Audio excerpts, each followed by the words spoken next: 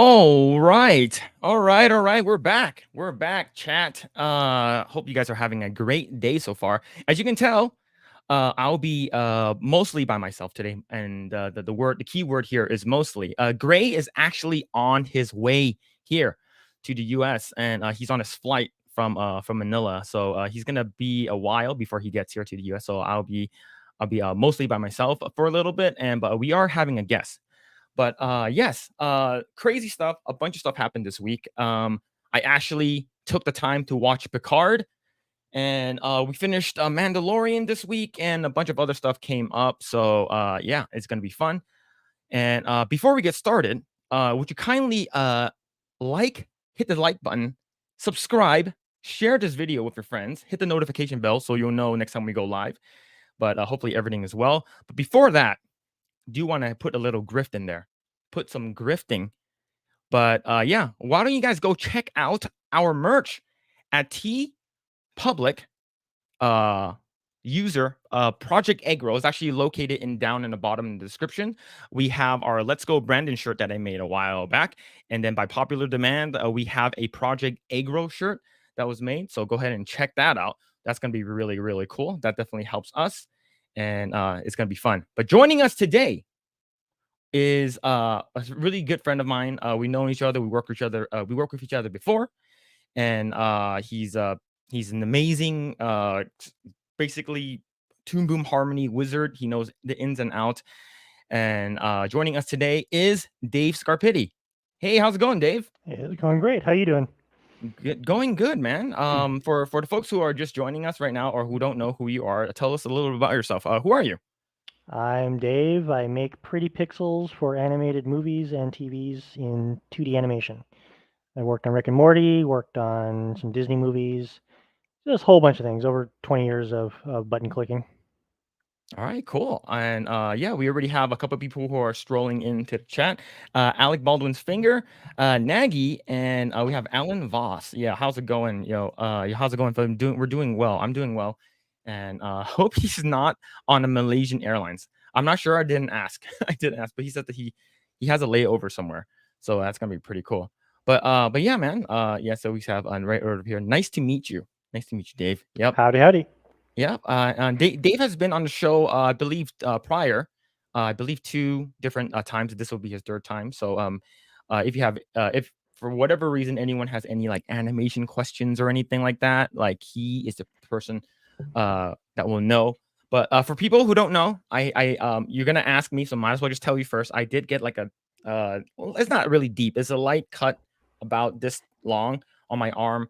I scraped it like across like my dog's crate, so it was bleeding a little bit. I didn't know that it happened until I was folding my clothes and I saw like a lint that was like hanging from my arm.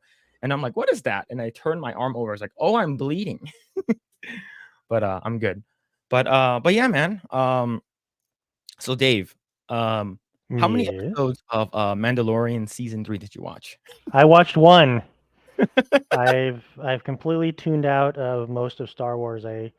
I'm one of those people who back in the day in the 77 I was in line multiple times to watch it, going around the theater, and they've just degraded the story to the point where I just don't even give a crap. The only reason I watched it, to be perfectly honest, is you said, "Hey Dave, can you watch it?" Now, did you enjoy it?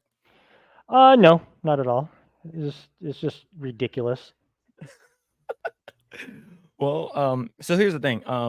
Most of season 3 is pretty bad in my opinion. I think it's a lot of like filler stuff. Did you watch season 2 of Mandalorian? Yeah, I watched most of it and got more and more disappointed. And then there was a good old Boba Fett. Got totally further disappointed in Star Wars, and now I have a lot of things to do, and it's just not worth my time. So, what's it called again? I didn't watch the Book of Boba Fett. Like, for people in the chat, who already knows this, like, I never watched Book of Boba Fett. I think I didn't have time. I just wanted to watch Mandalorian. So when I saw Luke Skywalker come take away Baby Yoda, Grogu, I'm like, okay. And then when I saw him, when I saw Baby Yoda in season 3, I'm like, what? Why is he here? What's he doing back here? So I guess it was they just pawned him back over to Mando in season 3, in like right at the beginning. Hmm. Yeah, so it was for me, I thought it was pretty bad. Well, but we'll definitely talk more about that later. And in return, I watched season 3 Picard. I demanded you watch season 3 Picard. Yeah, it was Dave literally would hit me up like, "Hey man, you got to watch this. It's the best For the written last like 9 week, for the last 9 weeks, I've been telling you to watch it. Yeah, it was yeah, I would say every week at least one time he'll be like, "You gotta watch it. It's so good. It's so good." So I binged it during work this entire week. And I gotta say, definitely breath of fresh air for sure. I haven't watched season 1 or 2, of course, and I'm not too well versed into the lore of the Star Trek universe. Like I barely know what a Borg is. Like and now all I know what like the old stuff like Kobayashi Maru, and I know what the Enterprise is. I know the characters. I do know who Picard is, but like I don't know too much about like the stories and the interrelationships that people have with one another. But I did really, really enjoy it though. It was good. So in return, I watched that, and we're gonna be talking more about that. But let's go ahead and dive right into uh what's it called again, article that I do want to talk about, and I'm pretty sure it's all over the internet, and I guess it's just been getting worse and worse. So this is from Bounding in the Comics, and this is from I believe this is yesterday or yeah, I believe yeah, it was a couple of days ago. So Dave, what are your thoughts on what happened so far with the whole casting, and when you found out that Lilo and Stitch is going to get a live action remake or adaptation? Well, as someone who loves animation, my first thought is, why do they need to redo it? It's perfect as is. Chris Sanders, they did a masterpiece way back when. Mhm. It just doesn't need to be redone. They keep rehashing this stuff that's already done. I mean, I don't know if you've seen all the live actions. Have you seen any of them that are actually better than the animation? No, I've seen probably all of them other than Cinderella. I think that's the only one I didn't watch. Um, I I hated all of them. I would say there's some that are, like, minorly tolerable. I think Aladdin was okay at best. I hated Lion King. I think the without the, expressions from the animals, you don't know whether or not they're angry or upset, Yeah. and, Mulan was just really, really, Yeah, let's really not, bad. I let's not hated talk that. about that one. That one's, thanking the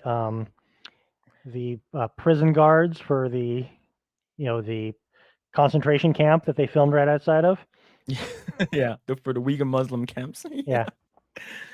But yeah, man. So let's go ahead and read this headline right over here. So after attacking Nani actress for not being dark enough, Disney activists likewise is it decry actor? Decry. Yeah. Is it Kahi Machado as too light skinned to play David in upcoming Lilo and Stitch live action remake. So if you guys don't know who he is, it's this dude right over here. And it was really bad. Like I was actually on Twitter and I was watching this sort of blow up. It's people are already like extremely upset with Nani not being dark enough, and now people are just being extremely upset about, oh, now this guy, he's definitely not. And like if you guys don't know, when it comes down to like animation and stuff like that, Dave on the, or is it David right here? David on the right side is actually in sunset. So there's a filter, or the color is a little darker than he would be. So they probably took like one of the darker shades of him that's not in pitch black, because there's in animation there's actually there is a color pass for day and night, or even in the evening. Hmm. So basically they chose a wrong shot in my opinion. And But he's backlit, therefore yeah. it makes him even darker. Yeah, so let's see, what does this person say? Casting director, quit your job challenge. The colorism slash Eurocentrism is so blatant. So, what are your thoughts about this kind of stuff? It makes no sense to me. The man is Hawaiian, right? Yeah. I mean, the character's Hawaiian. I mean, do you need a Pantone chart to pick who your actor is. I mean, theoretically, if he's Hawaiian and he goes out in the sun, wouldn't he get relatively dark relatively quickly if they needed him to? Yeah. I mean, just Right. because he presents lighter skin, you know, as someone of Hawaiian descent, when you go out in the sun, you're going to get darker pretty quick. As Yeah. far as I understand the biology of it. Yeah, absolutely. So yeah, I'm looking at all these people who are extremely upset, right? As so after having attacked actress Sydney Agudong for being too light-skinned to accurately portray the character of Nani in Disney's upcoming live-action remake of Lilo and Stitch, discontent activists have now doubled down on their own hypocrisy by leveling the same accusations against the film's newly cast David actor Kahiau Machado.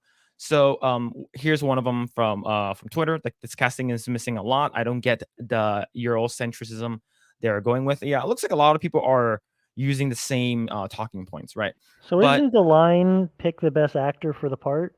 Isn't that what everyone says about everything? yeah, it's like, aren't you? Yeah, aren't you supposed to have the best person play the character? Like, of course, best case scenario, we will actually want the characters to look like them if possible, right? But Hmm.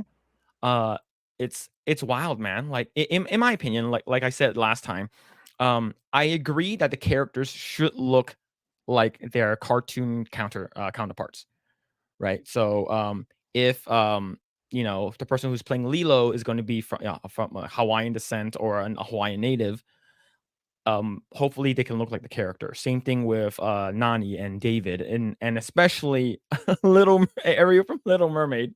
I actually want them to look like their cartoon counterparts. Let's see. This one, another person says, I don't support blood quantum in any way. Yes, they did get actors who have native Hawaiian ancestry. They did get Kanaka Maoli, native Hawaiian, and this still is colorist as hell. There are several Kanaka who look more like Nani and David than who they got. This sucks. I think I don't. To be honest, I don't think people like actual natives from Hawaii actually care about this. Do you think they actually care about who they have casted as the character as long as they're from Hawaii? Like, do you think they I actually care? I mean, I have to just theorize, but my guess is they think it's ridiculous. Mhm. You know that they're upset about this. You know, it kind of goes. You know, not to go way too back, but Ghost in the Shell, the Japanese people were thrilled with the actress. You know, it was only Mhm. people over here who got all upset and bent out of shape. Yeah. Yeah, I think, yeah, like, yeah, I remember hearing about that, like, Scarlett Johansson, everyone's like, "Oh my god, like, why didn't you cast a person from, Japan to play her," right? And then, like, I think, people were actually asking people from Japan, they're like, "Yeah, we actually like her. It's cool. Yeah. We And liked her she's in a the." robot. She wasn't playing a Japanese person. She was playing a robot. Yeah. Yeah, but, that that that's, that that's pretty funny. Well, so what was this from so this is from Alec Baldwin's finger. It says, "Is that Brie Larson's toe on the article?" Ew. Now I can't not look at that. Thank you.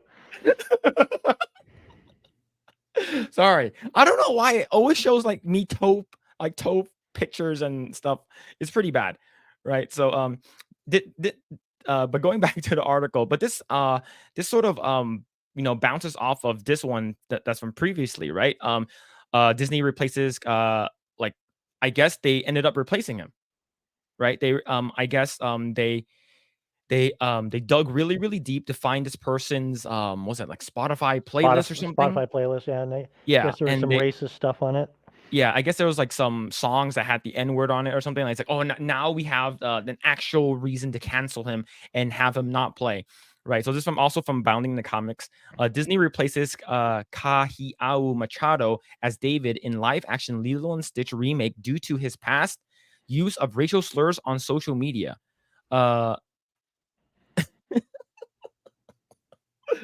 Oh, man. So, basically, this is the W for them, right? They Oh, were so every post I saw, everyone was like, "That's great. Now change the other character. Now change Nani." You know, oh, it's like man. no one takes things as well. We won this one. Let's let's take our victory and just be happy. It's like, well, we won. Let's push harder. Oh man.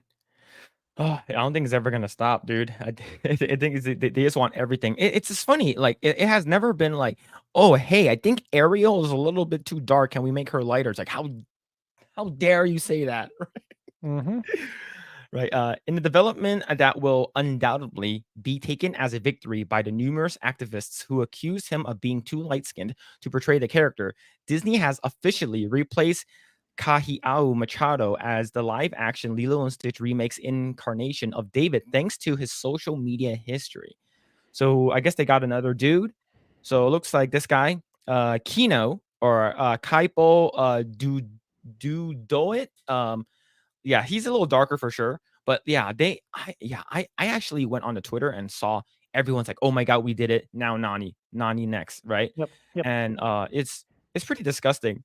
I think it's pretty bad, right? Because if you actually go look at some of the things that they were saying about the previous guy, this is from Master of the TDS, and this is on Twitter. So if you actually look at this, let me see if we can zoom in. Crap, let me zoom in. Nope, it can't zoom in anymore. But it says it's one of these like blatant colorism with this movie casting is cartoonishly evil. I don't support blood quantum in any way. Yes, they get the actors and have native Hawaiian. So that's the same guy I just read. Who is casting this shit? Matt Murdock, right? The casting director needs to be fired. They're gonna find a way to make Stitch too light. My little stink gonna be Scion. Let's see, casting director better count their days. See, so this is actually like taking the violence. This it's like they're so upset that they're actually gonna they're basically trying to you know have a call to violence, right? A call to action to like hurt these people who are working on it over a cartoon. Yep. This is wild, man. Let's see. And then we have another one over here too. This is also from Master of the TDS. So these are I believe this is this is for Sydney Agodong, right? When this happened, how selfish can do you have to be to take away an opportunity for Native people to have authentic dark skinned representation? I would like to say I'm surprised, but uh, just uh, just disappointed, right? Let's see another one. What we want a Polynesian as Nani, not a mixed weight, mixed race, a white Asian girl to play Nani. Quit for the little girls that won't get to see themselves on screen and grow up watching Lilo and Stitch. All right, Dave. So if they grew up watching Whenever Lilo Stitch, didn't they see themselves on the screen? I'm, it's so wild, right? The thing is that we talked about this before, where our was like, oh, now we have Simu Liu who's gonna be playing Shang Chi, and we have what's it called again? Tony Leung is gonna be playing Shang Chi's dad. Don't you feel represented? It's like, no. Is the movie good? That's Yeah. all I That's care about. yeah. Yeah, It, so it's wild, man. How do you feel? I mean, I'm not in that demographic, but I think the whole thing is just insane. It's like, do you want good actors or do you want people who fit a stereotype that you think they should fit? Mhm. You know, and maybe the new person they picked for David is a great actor, and he was like just just 1 point below the other actor, and he'll be great in the thing. But you know, Yeah. to be picking based on, I mean, it's literally a Pantone chart that they need. I mean, are they going to have headshots come in and they're going to have the Pantone chart up there? It's like you have to be from this range to this range, or we won't even talk to you. Yeah. Regardless of what your talent is for this or your passion for the project. Yeah, I think it's gone so like insane and just fun. For me, I think it's funny now, but it's so wild is because like now they want like representation to be like you have to look exactly like the character or we're not gonna like it. You have to be this person. In one direction. Yeah, in one direction. You kind of make him go lighter, right? It has to be darker. And I don't know. I like even previously like in Hollywood like this is like either this is probably like right in the beginning of like Me Too or something, or maybe when like this whole like woke stuff started getting really insane. Like there was a you remember that there was a movie that was I think Scarlett Johansson was supposed to play a trans person. Yeah, it got canceled because she Yeah. wasn't. Yeah, she wasn't just like, "Oh, you're taking opportunities away from a trans person," right? Does So they like canceled the whole movie, which would have yeah, given representation to the entire group if the yeah, movie was good. yeah, and, another one more recently was a Whale with, Brendan Fraser, Yep. right? They were Yeah. extremely upset. They're saying that, "Oh, this could have gone to a fat person." Are there a lot of 600-pound actors out there ready to jump into the part? Oh, man, yeah.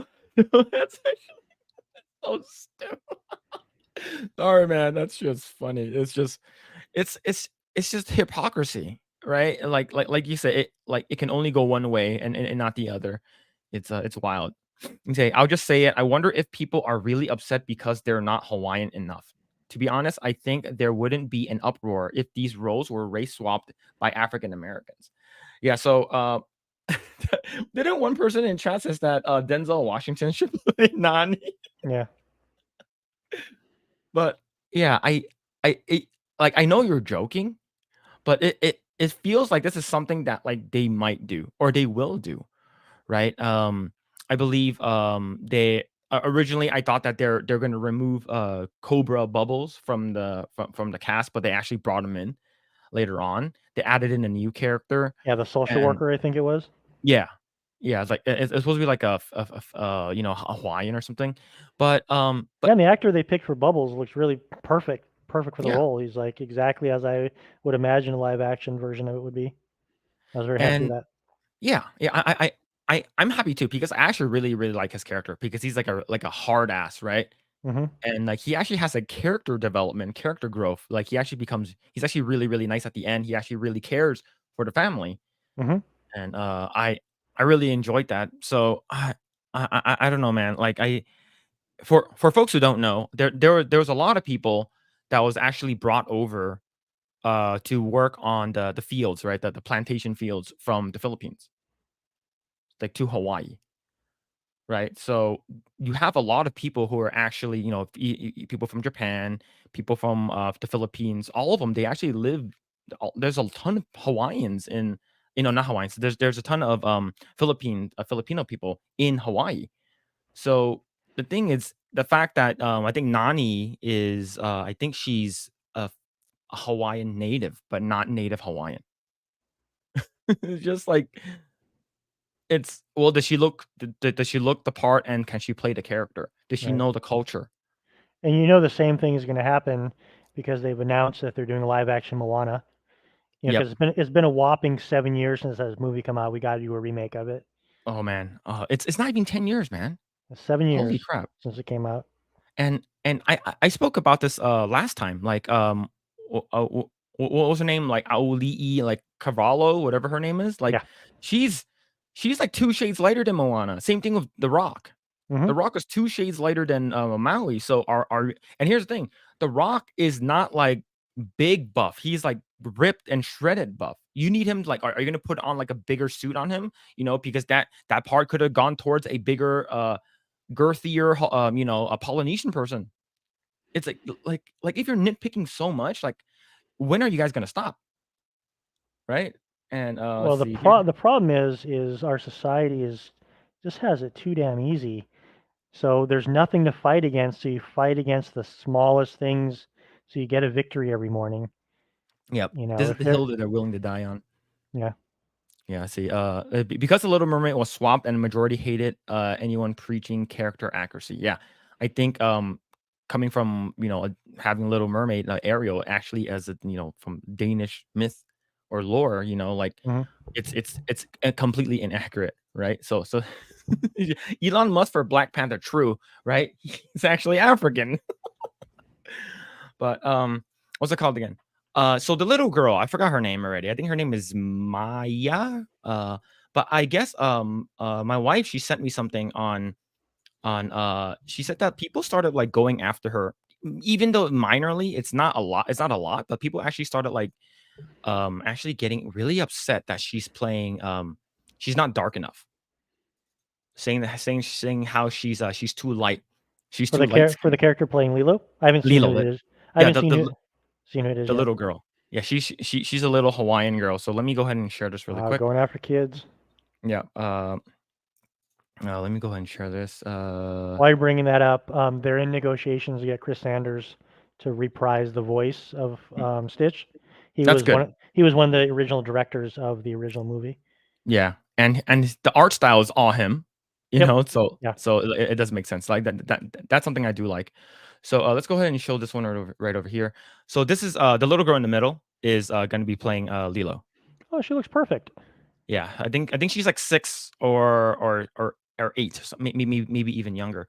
But so it's basically, oh, fun day in the sun with the family, happy birthday or something like that, right? But Hmm. then you have this one right over here. They really have people going after a little kid. Yeah, so you have this Really? one. Uh, you have this one right over here where like it says fun day, right? And it's such cute girl. Congratulations on your role as Lilo. I'm excited for you. And then one person said, whitewash Lilo, please. Right? The thing is that it's not anything extremely bad, like what they said. But the thing Yeah. is, she's a tiny, like she's like 6, Yeah. maybe like 7 at most, right? And if like I actually went on to her Instagram account, like everything is comments have been limited. Hmm. It's because I'm pretty sure people will start attacking her. Wow. Like they I just can't understand the motivation of going after a child. Yeah. Adults, it sucks when you go after an adult, but we're adults. We can handle whatever we need to handle. But a kid? No. Yeah. Yeah, it's I think it's just it's really sad what people are willing to do. It's like, "Oh my god, you're ruining my childhood. How dare you? This person is a shade too shade too light." Right? And it's very yeah, like like I said, like you can criticize like the person that you need to criticize is not the little girl, is Disney.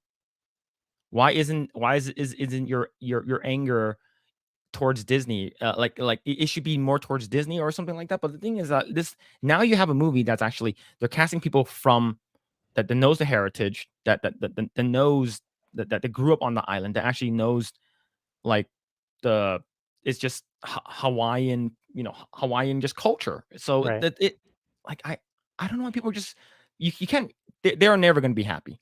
I They're I always would going to be be pissed. interested to see, it would be a lot of work, but you go through all these posts, blasting the casting and Mhm. see if any of them live on the islands. If Oh, okay. even a Yeah. single one is actually part of the culture that they're trying to white knight for. Yeah. Absolutely. Um, let's see. This so Lost Tales. You said you need Dave's YouTube link so I can share it in live chat. Dave does not. He's not on social media. You can find him on IMDb. He's not on social media. He's not on social media. He does not have a I YouTube or anything I like have that. no need. Yeah, but he's for the folks who are just popping in. I know Dave. How long we've known each other? Like About 8 10 years years. now. About 10 years. Yeah, about 10 years now, and we work with each other, and he's been in the animation business for quite some time. But yeah, If you see my icon there, I come up with all the special effects for that little guy there. yeah, yeah. So yep. Like when I was like, oh yeah, I worked on Rick and Morty. I'm like, bro, that's so cool. But yeah, man. Thank you everyone for hopping in. We have about 15 people. And thank you so much to Lost Tales for modding and everything. Really appreciate it. So, Dave, how much Mhm. do you know about Jonathan Majors? Um, I don't have a lot of time to watch a lot of the news, but I've heard tangentially from just someone skimming the surface. He choked out his girlfriend. It was reported to the police. She recanted, and immediately everyone started dropping him.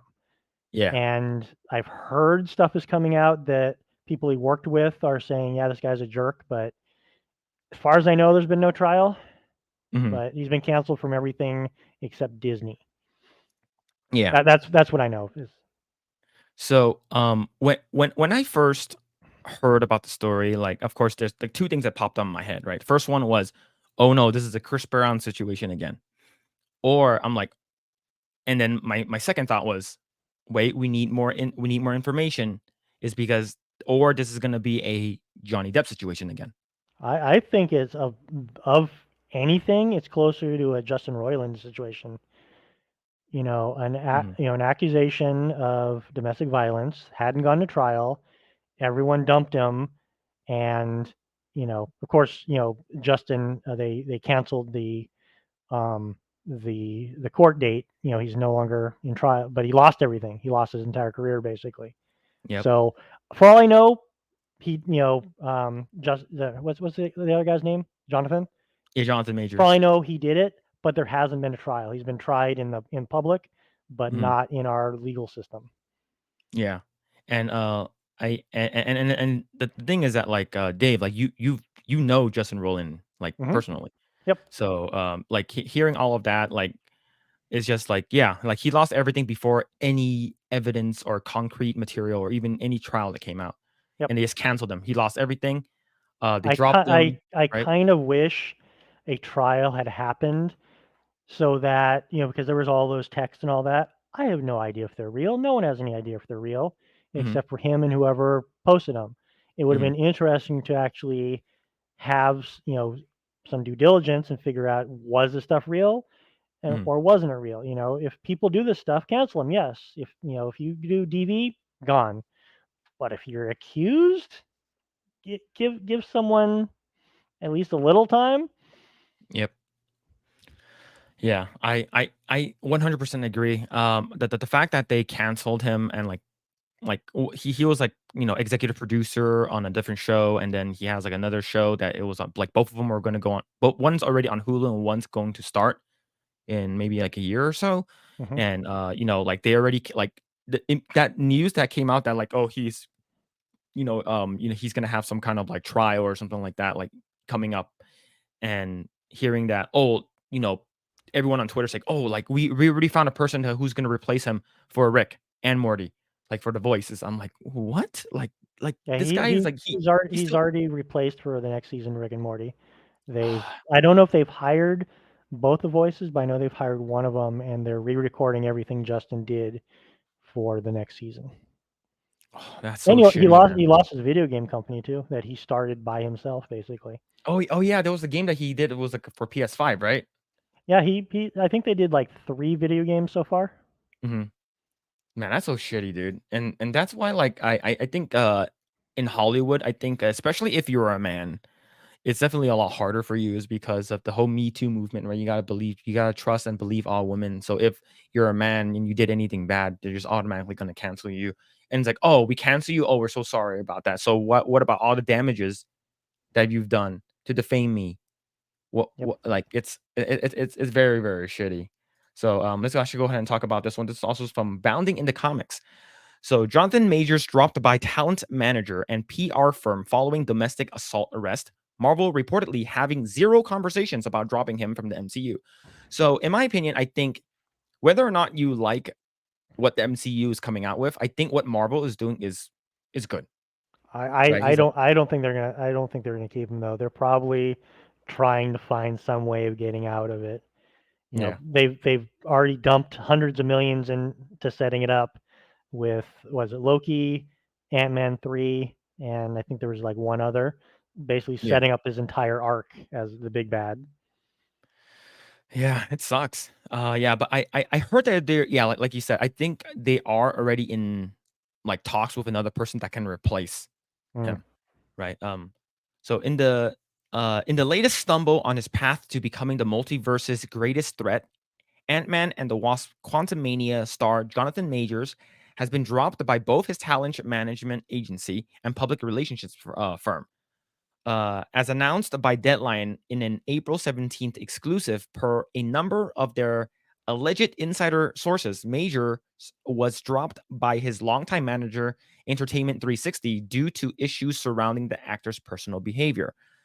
Said sources also revealed that earlier this month, PR firm the lead company similarly parted ways with the Creed 3 star. Unlike the Entertainment 360 Deadline, sources were unable to provide any specific reason for the lead company's decision. Yeah, and like for me, like I haven't watched too many of like Jonathan Majors' work, and I haven't watched Creed 3 or anything. I did see a little bit of like Loki, and I did watch him. Like, okay, he's cool. And but I heard everyone really really liked him. He did a good job. So and then we have another one. This is from Variety. So the Jonathan Majors issues worsen as more alleged abuse victims cooperate with DA's office. So I guess more people are coming out saying that this guy was a bad dude. Yeah, Right? and I'm all for doing what they're doing when they have their day in court. Hmm. But we try people in the court of public opinion rather than our judicial system. There's no sense of innocent until proven guilty. It's extremely guilty until you prove to us 800 times you're not guilty. Yep. So Right. And the thing is that he hasn't like came out and did a formal apology, because if you do a formal apology, you're admitting to the guilt. You're yeah, admitting to your actions. So he hasn't said anything. And the fact that he hasn't said anything, I think that's what's making people more upset, right? Because there have been cases where some of these crazy Hollywood like executives, like James Gunn had said some terrible things. He did some terrible parties with like little kids and stuff. well, if he has And we charges against him, he can't I mean, his lawyer wouldn't let him say anything. If yeah. there's charges pending, you do not open your mouth. Yep. So the thing is like so he can't say anything because and plus he's a high profile guy, and they're gonna try to get as much money. People on the other side are gonna want the money. So it's very shitty. It's very shitty. So what was this here? Wesley Snipes for Yeah, he well, sells his tax issues though. yeah. As long as he settled with his tax issues and it's fine like that, it's fine. It's fine. Right. Let's see. As Jonathan Majors prepares for his May 8th court appearance on domestic violence charges, his PR problems are about to get bigger. Sources familiar with the matter tell Variety that multiple alleged abuse victims of Majors have come forward following his March arrest and are cooperating with the Manhattan District Attorney's Office. The prospect of more women waiting in the wings would mark a dramatic turn in the case and comes on the heels of Majors' publicists and management firm cutting ties with the embattled actor earlier this week. So, I okay, I'm trying to see two sides of this. All right, you have maybe what these women that are coming forward and giving their statements to the DA. Oh, It does it? is Oh, I guess it does say women. Never mind. yeah. So it could be an actual case that makes it bad for him, right? Or Hmm. there's these people who like probably had a conversation with him like once, and it's like, oh, he said something to me that I didn't like. He said Hmm. no, or can I take a picture of you? No. Oh my god, he attacked me. You Hmm. know, is because whether or not you like this person, chat, Andrew Tate was held in prison for about almost a year, right? He was in solitary confinement. He didn't have anything, and then they arrested him and put him in jail because they wanted to investigate him. That was it. So they wanted to investigate him, and I believe there were actually like leaked or actual like documents that came out between like the two girls that actually put in the charges to get him arrested. They're actually like, yeah, it's all basically fake. So we're not sure if these women that are coming out against Jonathan Majors is sound. So that's why we need this shit to go to court, Yep. right? As And we as we saw with Johnny Depp. yeah, it's because like if you heard like, oh, Johnny Depp was abusive towards Amber Heard or anything like that, he's like, oh, without the court and the live recording, we would have completely said, oh yeah, he did it, right? He's a Yep. guy, he hurt, and the thing is that that the fact that we did have the court footage and all of the stuff that came out, it's like, though the evidence is like she's fucking crazy. Yep. So yeah, this definitely do need to go to court, and if it's it sucks that like a lot of things, a lot of companies and his talent agency already dropped him, but how is this gonna work in his favor if this does work in his favor, where like he's actually like not guilty of any of the stuff that's you know the charges that I filed against him are all like, okay, yeah, we're gonna drop everything. Yeah, I Are don't they know gonna? what legal recourse people have to get their lives back. Mhm. Because you can't force someone to work with you. But if you could prove that you were dropped for unfounded accusations, Can you Mhm. go after these things that dropped? You know, PR firm, things like that. Those don't aren't making him money. But if he's dropped from actual shows, Mhm. you know, like Johnny Depp was dropped from what 7 different projects. Mhm. You know, I'm amazed he hasn't gone after anyone for anything. Yeah. Right. It's sort of like when the whole Johnny Depp thing happened. Like he was supposed to do like another Pirates. They dropped him. They're replacing him with Margot Robbie. I'm not sure if that's still happening. Right. They recasted him with another person for Grindelwald for Fantastic Beast. Oh, that And was probably for the best. Those yeah, movies were horrible.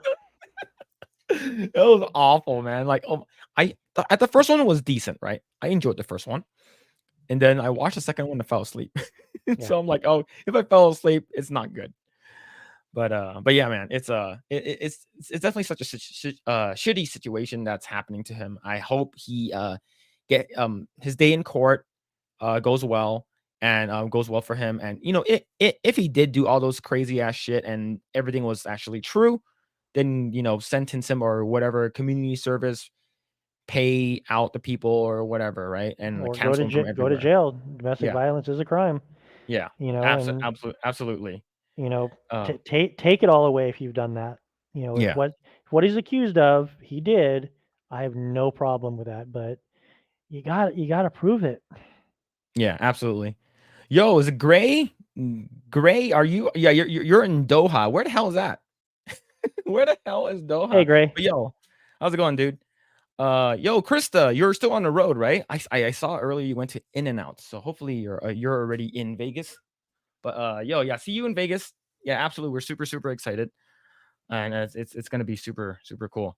Let's see. What's this one? Okay, so I don't really like Tate's views, but if I were to do a direct an Expendables 4 movie and I would cast myself as one of the heroes, I would make Tate the damsel. That's funny. Oh man, dude. Let's see. Uh, will the trial be public? I don't know. I think it should.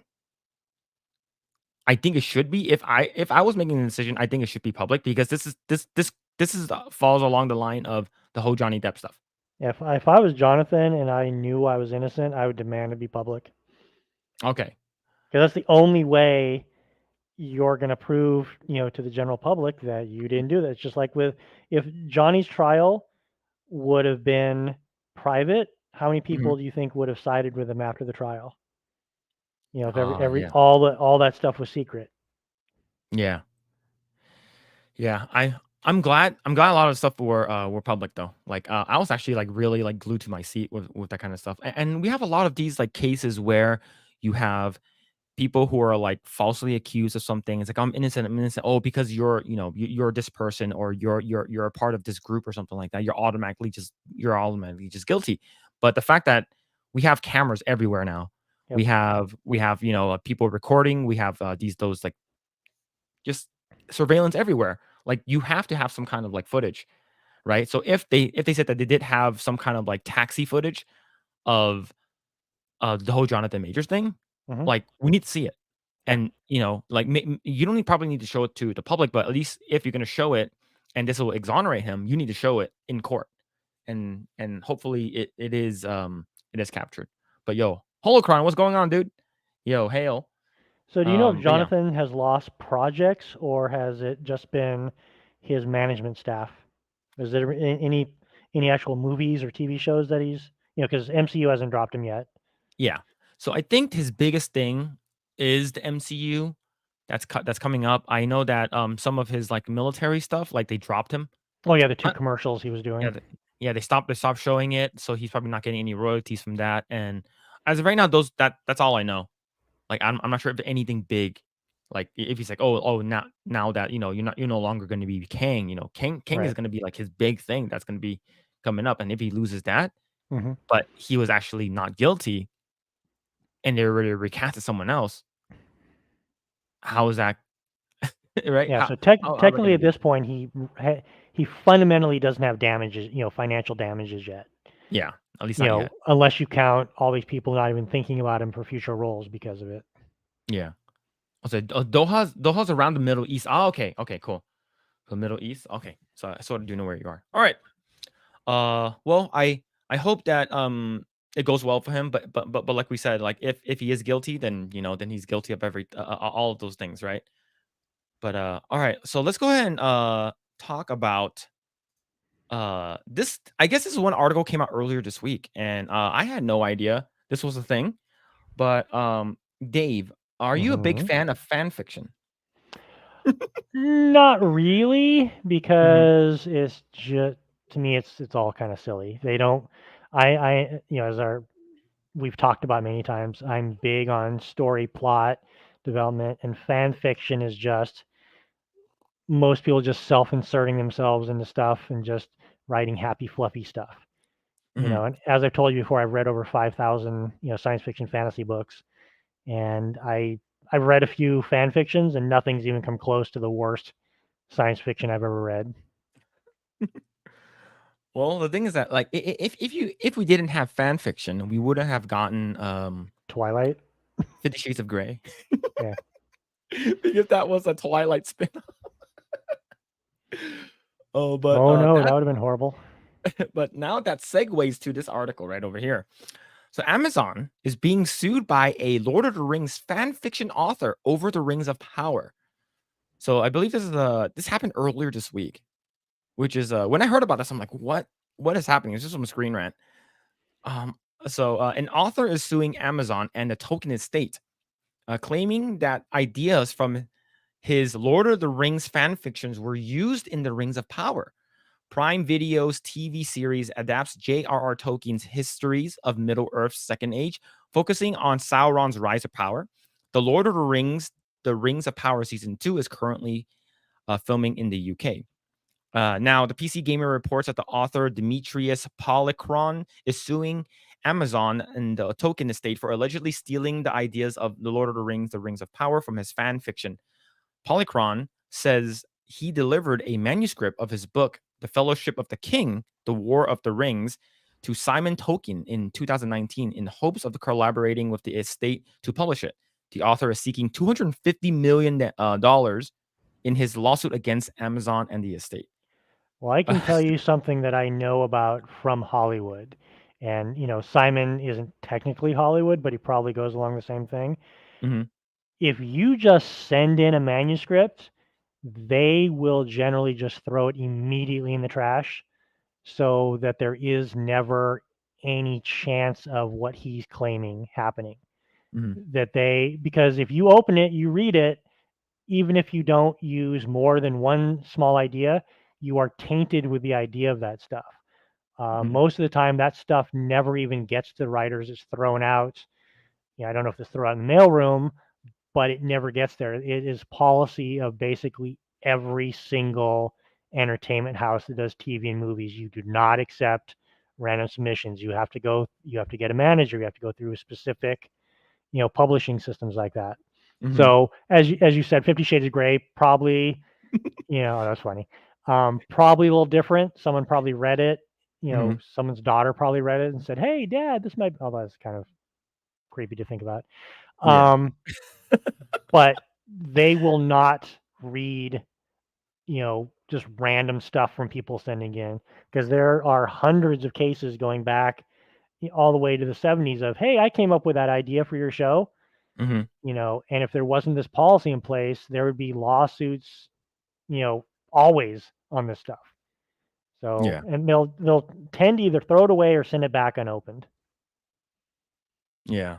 Like, what's it called again? There was, like I understand that, like, if someone were to send me something and I read it and I'm like, "Oh, this is cool," but I'm not gonna use it. But, yeah, like, you're gonna get some minor influence from reading it. Yep. Right? So, so it's like, oh, that, calling this person, Dildo Baggins was my idea because, but like I thought that was funny from when an article, I read it from an article or from like someone send you a manuscript.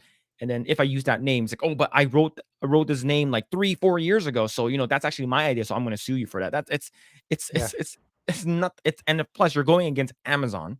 You're not gonna Hmm. you're not gonna get anything. Well, his name's out there. Would you ever have heard of this person if he wasn't suing? No. So maybe he can't publish his book because it's all copyrighted stuff he's trying to publish. But Mhm. you know, Yeah, I would never heard of this person if it wasn't for this. Yeah, I think it's pretty funny, And the and funny thing is, he is 100% convinced they did this, yeah, and he's convinced all his friends. yeah. Let's see. Polychron registered his book with the U.S. Copyright Office in 2017 and published it through Amazon in September 2022. While the author claims his work is merely inspired by The Lord of the Rings, the book begins in the Shire following Eleanor Gardner, the canonical daughter of Samwise Gamgee. Despite Polychron's claims, the Oh yeah, that's inclusion just of characters. mildly inspired. Yeah. These tokens indicates the Fellowship of the King is not in the original work. The Rings of Power is an official series based on Tolkien's work, meaning the names and the locations of the Lord of the Rings are bound to crop up. Because Polychron's book clearly pulls from the Lord of the Rings franchise, it's unlikely he'll have a serious case to present regarding allegedly stolen ideas. The Rings of Power has a plan for season 2, and beyond that will stay firmly in the Second Age, making it impossible for Polychron post Sauron story to have inspired any future plans. Yeah, I The, think it's just nothing's gonna happen. the funny thing though is, considering how much money it lost Amazon, does he really want to take credit for that? True. it's like it's so bad, right? And like what I think like they said that only like 30-ish% people actually finished this entire series. I watched one episode. Did you I like that one episode? I no, I hated every second of it. It's like, once again, I can just go to a book and get 1,000 times better story. Yeah.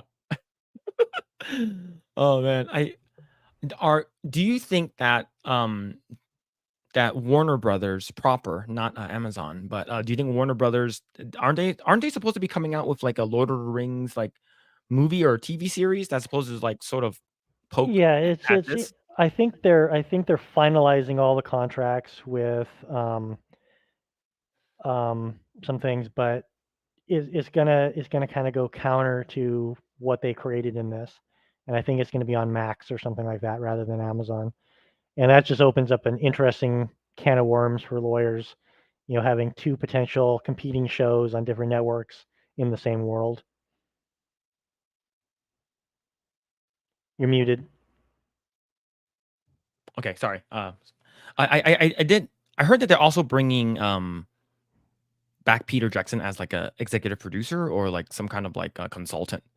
Oh, weren't they supposed to do that for the Amazon one, and something happened with that?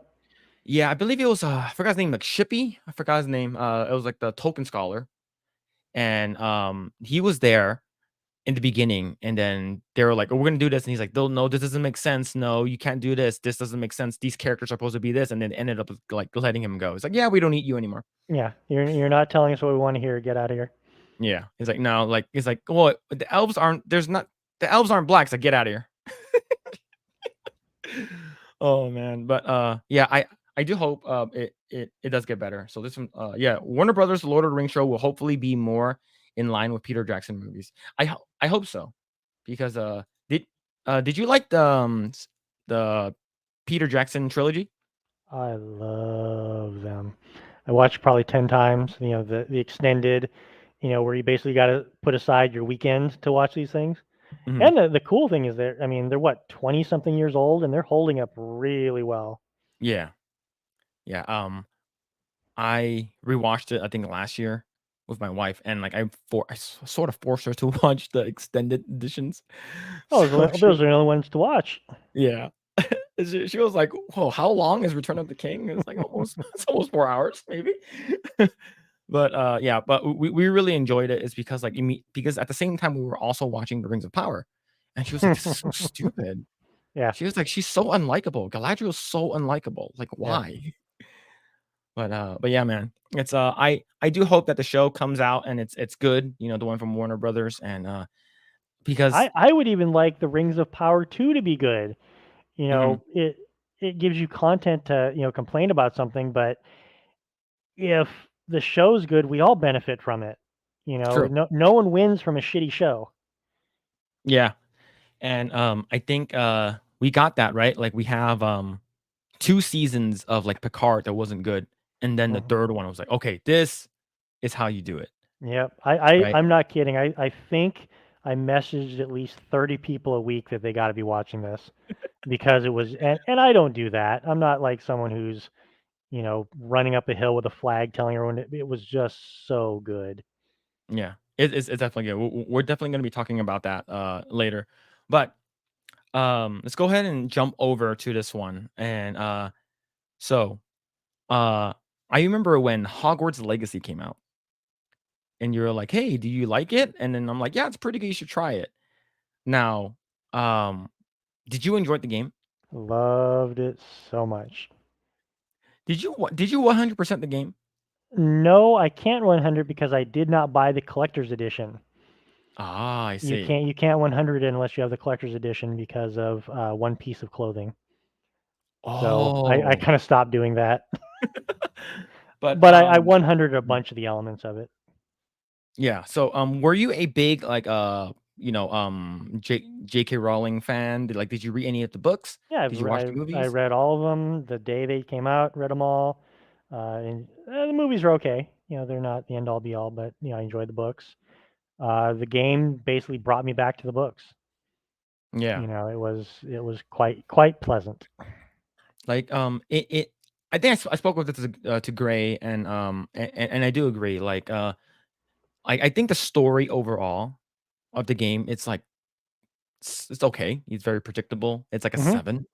But Yeah, I think the exploration, the gameplay, and the atmosphere, how you feel like you're actually a part of the wizarding world. yep. Like it felt so much like I'm actually there with the character. And I made a And point to walk almost everywhere just to stay immersed in the world yeah. even more instead of flying from you know halfway around to the other half. Yeah, it's great. Like once I got the broom, I'm like, "Oh my god, this is so good. This is so good," right? So, the reason why I'm talking about that is, because there's a bunch of JKR stuff that came out this week, and, this is one of them. Hogwarts Legacy exceeded sales expectations by 256%. The sales And of Hogwarts Legacy have exceeded Warner Brothers' expectation. Meanwhile, the game's release on PS4 and Xbox One and Switch are still to come. Yeah, they're not even out yet. yeah, it's they're gonna make so much more money. Yeah. I'm not sure how much money they made, and but yeah, it sold. Hogwarts Legacy sold 12 million copies. It turns out that this is a result by as much as 256% or more than 2.5 times better than the target set by the game's publisher. Well, and Uh, here's the thing to think about. mhm. It sold that many copies when it was still full price. Yeah. Most games, people wait 6 months to get it half price. People were buying this off the shelf at full $60. Now, do you think that this game would have had this much traction if it wasn't for the boycott? Not even close. I think it just infuriated so many people that, you're going to tell me what to do? F you. I'm going to do what I want to do. Mhm. I think it still would have done well, but I mean, those numbers are insane. Oh man. Yeah, it's wild. So, this from Sailor Mercury. I platinumed Hogwarts Legacy last Sunday. That collector's edition trophy was a Congrats. That's crazy. I think I like 80% the game. There's like a bunch of other stuff. I think like getting all the animals. I think the I like as that is fun. Is because it's sort of like Pokemon, right? You're sort of like grabbing and there's like shiny versions of it, which is awesome, and you get to like breed them together, which is great. And the reason why I think a lot of people feel like, like no one's actually talking about like Hogwarts Legacy anymore. It's like because it's came and gone, and we know that the backlash and the boycott didn't work. The reason why I'm talking about that is because this is from this article from the Telegraph. Is because the uncanceling of J.K. Rowling, right? It didn't work, and I think you the only way that you can actually get canceled is if you let them cancel you. Yeah, if you say sorry and give in, they can destroy it. Plus, she has fu money. Yeah, You true. know, She has so much money. Holy shit. most people have to bend. Unfortunately, but she just has fu money. It's like if she never earns another dime in her life, Mhm. she could spend $1 million a day, until the day she dies, and she's not going to be poor. So Yeah. Let's see. This picture is pretty funny. He goes to the shredder.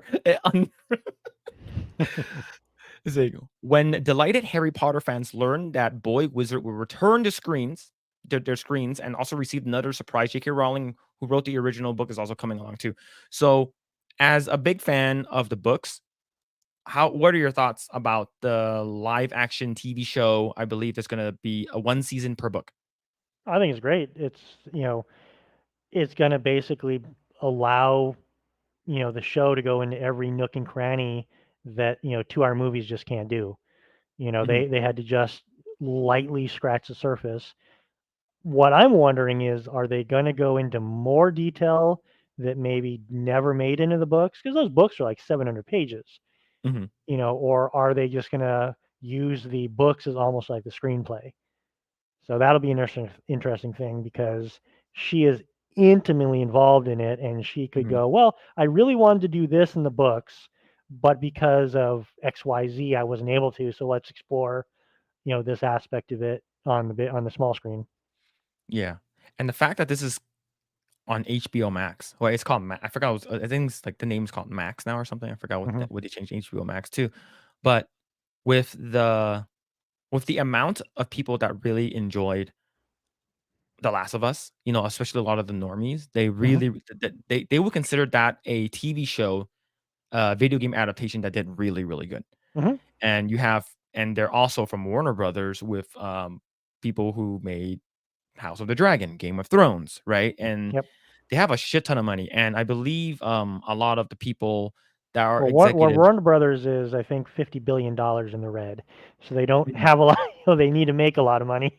Yeah, and it makes sense, right? So, like, was it Zaslav, or I forgot who it Yeah, was? yeah, They're Zaslav. basically saying that, "Yo, we need to go back to just making good Warner Brothers stuff." Like, Yep. we are like, people know who we are. We're so like, we're a part of Hollywood for such a long time. We should just go back and make good stuff. Hmm. And I believe that's what they should do, right? Whether or not you agree with what James Gunn did with, DC, I think, moving forward, if the fact that everything is all cohesive and all tied in into one tied, like, locked in universe, people would like that a lot better, right? Because, DC the entire time was just playing catch up. So now you have that, and then now you have, Warner Brothers is doing their Lord of the Rings, whatever they're going to be doing, if it's going to be in a second age or whatever. And Hmm. now you have, um, Harry Potter, which is I the want the modern. first. I want the first age. Screw the second age. I want all out war for 18 hours of TV. And, like, for me, I'm actually really looking forward to it. I love the fact that they are making each book a season. I like the fact that Yeah. J.K. Rowling is an, executive producer, and it's just like, you look, she, like you said, she has FU money. She doesn't care. You can say whatever to her. You're not going to cancel her. It's because they've been trying to cancel her, and they've been coming after her for how long now? Well, for like Like at 8 least. years, 8, Yeah. maybe 10 years now. Yeah. I think it's closer to 5. I don't think she got involved in it up until about 5 years, but I could be wrong. Yeah. Let's see. It's This is been what a she. while. Oh yeah, yeah. I'm looking forward to being a part of this new adaptation, which will allow for the degree of depth and detail only afforded by a long-form television series. A few years ago, Rowling's involvement in the project would hardly have come as a shock, but the decision to involve British author and so publicly marks a significant shift in tone. Amid the backlash against her views on women's rights and transgenderism, even mentioning Rowling's name next to the text next to her works has been a taboo in recent years. At a tonal event of the 25th anniversary of Harry Potter and the Philosopher's Stone last June, a journalist was infamously blocked from asking a question about her absence. Yeah, I think, like, even mentioning her, people were just like, "Oh my god, I can't believe she said all of these things." And the thing is, a lot of the people who are actually against her love Harry Potter, Hmm. right? That's why they feel so betrayed. Yeah, it's like, "Oh, you made this. This is my childhood." Like I mentioned before, when with Grae, and in our previous chat, we talked about how Harry Potter is the modern day in terms of like my age, my like the millennials and even the Zoomers, it's our Star Wars, Mhm. The hero, and it's your hero's journey, basically, your yeah. mythos. So the thing is that and it was inclusive, right? Of course, the three main characters are white. I'm pretty sure. I believe the cursed child they're gonna make. And I think they made Hermione black, and then even she actually said, "Why can't she be black?" Right? Mhm. But having these characters, and you have people part of the LGBTQ community that's in there. You have people of color. It's pretty diverse. Mhm. A diverse cast, all right? So, it's like they yeah, like you said, they felt betrayed, like, you literally like like Julius Caesar, like, your fan base, like, "How dare you?" You were the chosen one. The irony for me with the whole J.K. Rowling thing has always been the fact that on every other topic, she is really, really, really far left. Yeah, that's what I It's heard just too. this one thing that she didn't fall in line with, and people who would agree with her on 99.9% of everything have decided she needs to die, basically. Yeah. Yeah, it's sad, and so this is, speaking of that, speaking about FU money, this is what she took to Twitter yesterday or a couple of days ago. No, this is yesterday. Dreadful news, which I feel duty bound to share. Activists in my mentions are trying to organize yet another boycott of my work, this time of the Harry Potter TV show. As forewarned is forearmed. I've taken the precaution of laying in a large stock of. No, she She don't does care. she does have a way with words. Yeah. Yeah, yeah, she's no, she's literally sleeping in her billions of dollars, right?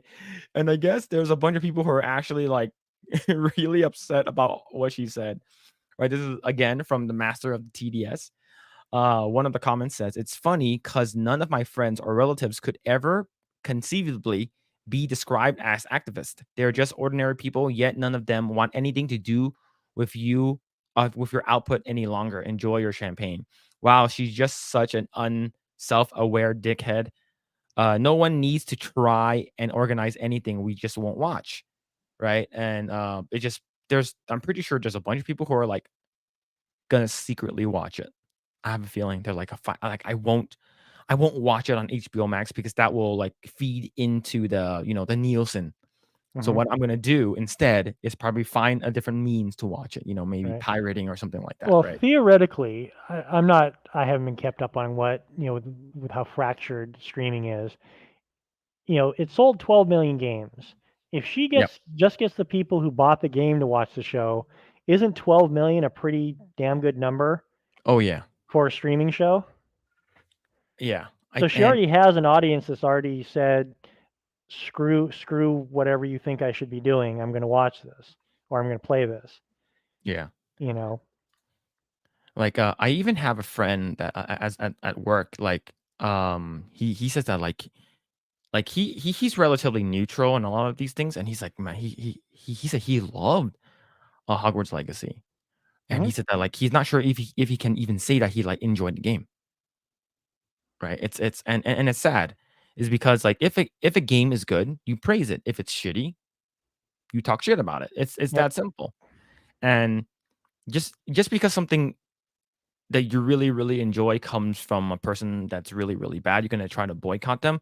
I Hmm. think it really, especially when it comes to, like, video games, movies, and TV shows, it's like, what about the people who worked on it?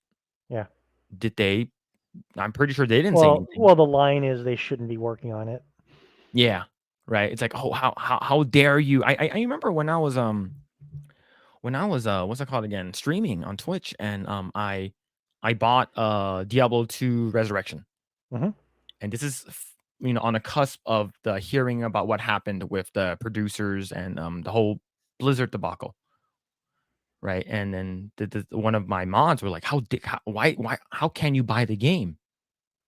Like, for context, for people who don't know, there was like a producer or like some person who's like relatively lower level in the totem pole that it was so bad what happened to her. In short, they passed around like nudes of her and stuff like that, and it's like to that point where she unalived herself. And so like 2 weeks later, like Diablo 2 Resurrections came out, and I bought it. And he's like, how can you buy this game? Like, are you supporting that kind of like mentality? I'm like, look, I understand where you're coming from, but what about the people who worked on the game, right? What about those people who are, what about separating the art from the artist? Like, you cannot like this person, but like, damn, they make good work. Like, does Yep. everyone on that group needs to be let go because they worked on this project or they're tied to Blizzard, right? So Hmm. it's it's like it's sad. It's like you don't have to agree with like you don't have to agree with like what everything Kathleen Kennedy said or anything like that. But if they made a TV show that's good, he's like, look, I don't like her. I don't like Star Wars. I don't like MCU, but damn, this is good, Yep. right? Like Like, Andor, as I said, I'm fed up with Star Wars, but Andor was amazing. It was a yeah, good story. right. And like for me, like you don't have to like Pedro Pascal. You don't have to like anything that James Gunn does. But like it's like, damn, but Guardians was good. Guardians one's really good. So, you gotta, give credit where credit's due. It's if they make good shit, then make good shit. But if you want to boycott it, then go ahead. Who am I gonna stop you? We're not Hmm. gonna stop you from boycotting something. But if you start telling me, hey, you shouldn't play that game, then like, yo, don't tell me what to do. That's called authoritarianism, and a lot of people will, who I mean, it's just like with the Harry Potter game, a lot of people who might not have bought it or would have waited 6 months Mhm. basically said, "I'm going to buy this just because you don't want me to have it." Yep. They don't realize that there is that level of backlash that a certain population will have. It's like, I do not want to be told what to do in my life, and I'm going Yeah. to do the exact opposite you tell me. Yeah. So some booming Bob. Speaking of Andor, Andor was the best Star Wars no one watched. Oh, I Yeah. watched it. Yeah. Here's like I still haven't even finished it. Right. It sounds awful, but I personally judge whether I boycott a product based on what they do to me, and not what the creators or devs do to others. So if they attack fans, I'm out. That bothers me. Yeah. Especially, yeah. Definitely attacking fans is like a really like a big no no. Hmm. Right. That's why like saying if you're a Trump supporter, like, you should be thrown in jail or something like that. Or if you're against me, anything that I said, then then you're against me. And but they also are the director for Blue Beetle. It's like, okay, then we're not gonna watch your movie. You're basically siloing half the US so people don't want to watch your movie. Okay, then they're not gonna Yeah. watch your movie. Don't be surprised if your movie bombs, Yeah. right? Like whether you like Michael Jordan or not, he says that Republicans buy Nikes too. They buy Jordans too. Yep. So like, like I'm not gonna let my my policies or whatever rules or political viewpoints I have affect what I'm working on. Right. So let's say if you don't like Chris Pratt and you're like, but I liked him in Guardians, I'm still gonna watch it, but he didn't bring any of that shit into his movies Yeah. or TV shows or anything like that, and that's why they're good and they're entertaining. But yeah. But speaking of Super Mario, did you get to watch Mario Brothers, the new Super Mario Brothers movie? Yep. I watched it. I enjoyed it. I was never a huge Mario fan. I played some of the games and all that, but I Hmm. was much more of a PC gamer Hmm. back in the day. So I probably only got maybe 5% of the hidden little trinkets that were thrown in there, but it was a low stakes, just a fun little movie. A good way to spend a couple hours. Now the real question is, did you watch the '93 Super Mario Brothers movie? Um, I think it was on a streaming service once, and I watched about 6 minutes of it, and I wasn't on drugs, so I was not able to finish any more of it. Oh man, dude, I went to like watch some clips recently. Oh my god, it's awful. Where they shrink that guy's brain down and all that stuff. Yeah, like the Goombas, they shrink his head down and he becomes this Goomba like character. And what's it called again? It's it's so bad. It's like, yeah, literally you're literally on drugs. You're like, what's going on? Well, Like you know why it took so long to do the Mario movie, don't you? no. Nintendo felt so betrayed by Hollywood after because of that movie. They said we're never doing this again. It literally took about 30 years for them to give another studio a chance. It makes sense, right? It's sort of is is like Akira Toriyama gonna be okay with Hollywood again making a Dragon Ball movie, Give it another right? 20 years. Yeah, I mean, yeah, 20 years. But all right, so let's talk about this article right over here. And this is from Game Rant. And Super Mario Brothers and Universal are coming for Disney. Super Mario Brothers is getting all the coins Disney films missed, and the future looks even more promising for Nintendo. Now, coming from a standpoint from a person who worked at Disney Hmm. on these big triple A like movies, big blockbusters, how do you feel about this? I'm disappointed Disney's just let the ball go. They're not telling stories that are compelling to people. Hmm. You know, it's the stories that made money are the ones that basically brought people together and told them a good story, maybe a good message in there, at the end of it. And I mean, I don't think I watched the last 3 or 4 Disney movies that have come out, animation, and I everything I do is animation based. Hmm. It's just they're none of this stuff speaks to me in any way, shape, or form, so I'm not gonna give them my 2 hours. Yeah. I think you mentioned like the last movie that you watched was Soul, right? Yeah, That's from Pixar. love that. Yeah, that was a great movie. Yeah, like, what's it called again? I haven't seen it. Mhm. I remember you told me I should watch it, and Yep. with that, my wife watched it, and she said that it's really she cried. She says Yep. it's really good. Yeah, It so, was truly it made you feel. Pixels on a screen made you feel things, which always amazes me that, mhm. stories have the ability to do that. Oh, yeah. I think, that's where, Nintendo sort of I think Nintendo sort of has that built-in fan base Mhm. where no matter what Disney produces, they will watch. They will just eat it up, whether it's bad or good is because the name, that it's a household name, right? Yeah. It's like, "Oh, let's go watch that Disney movie. Let's go watch that Pixar movie." Without knowing what the hell it's about, Yeah. back in the day, you're like, "This is gonna be good," Mhm. right? So far along are we from the days of the first 5 minutes of Up still fucking a masterpiece till to this day. Oh, that you could watch that in that time lapse and just if you need to cry your eyes out because you got something in your eyeballs, like a speck of dust, just watch that whole thing Yeah, where they just go through that couple's lives in just stills. It is just absolute movie magic. yeah, and even their shorts are really good. Like, I loved Paperman, Yep. right? Paperman was really, really good. I'm like, "This is great," right? And, I think right now, I think people are just fed up, and it's like, "What's a strange world?" Didn't they learn with, like, Good Dinosaur? Like, Good Dinosaur I tried watching Good Dinosaur, like it it was a switch and bait. I thought it was gonna be about something, and it was about something else, Yeah. right? So, I but the thing is that now we actually have a company that actually respects their fans Mhm. and respects the lore of whatever they're trying to release and not like, not pander to anything, and it's just good fun entertainment. I think Yeah. Illuminations is, doing really, really well. I know that DreamWorks and They have an Universal. ATM in the front lobby. They're making so much money. Yeah, right, and So, the fact that, DreamWorks is also a part of, is partners with Universal. mhm. But yeah, so So Super Mario.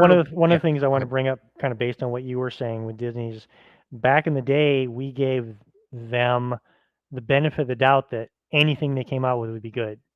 So you Mhm, didn't have to look at a review, didn't have to analyze anything. You just had to know it was out there, and you were going to take your family to it. Now mhm, people, everyone I've talked to, it's a let's wait and see, what yeah, this one's going to be. right, like, I think, I I think there was 2 things that and 2 reasons why Lightyear didn't do well.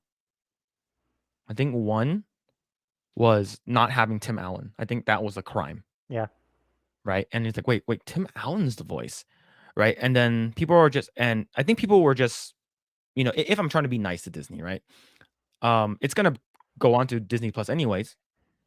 Hmm. I'm already paying for it. I'm just gonna watch it there. Yeah. Same thing with every Marvel movie, every Star Wars movie, every You only got to Pixar wait a movie. month to 3 months, based on what its popularity is at the box office. Yeah. But the thing is, like, then why are things like Avatar: The Way of Water, even though that's gonna go is already on Disney Plus, why did people watch it in the theaters? Why did it make over, $2 billion? They want to see spectacle on the big screen. Hmm. I think and it's like that James Cameron, like, he's no matter what he directs is gonna look good, right? And the Hmm. fact that the whole water effect is gonna be really good. Yeah. But like Strange World, that was in the theaters. Why didn't it do well? I don't know. Because people aren't giving it the benefit of the doubt anymore. Yeah, I think people are just What like, wasn't look, it I out of don't the care. wasn't it on Disney Plus 1 month after it came out? Yeah, I I think it was I the think so. shortest turnaround to streaming. Yeah. Let's see. The Super Mario Brothers movies amazing opening weekend marked yet another milestone for video games in cinema, but perhaps even more so. It signaled that Disney and Pixar's grasp over the industry is not as firm as one could have thought. Especially as it's been Universal who's been putting out the best animated blockbusters as of late. And we already know that Disney and Universal has been going head to head ever since the theme parks, Hmm. right? Universal opening not too far from Walt Disney World in Orlando, Hmm. and then you actually have. I think ever since this all goes back to J.K. Rowling and Harry Potter. I think ever since Harry Potter went into Universal, it's been really really good, Yeah. right? And this is some insider news, chat. And this is some insider news. So we were actually in talks with James Cameron when they were closing down Terminator 2 3D in Hollywood. We were actually talking to him. He's like, "Hey, you sort of have licensing over this building and this location. Do you want to have a new Avatar like themed show or attraction here at Universal?" James Cameron said no. The reason why is because he wanted bigger spectacles. He wanted land. He wanted an Hmm. actual like an actual land that's all dedicated towards Pandora. Don't they have And that at Disney World?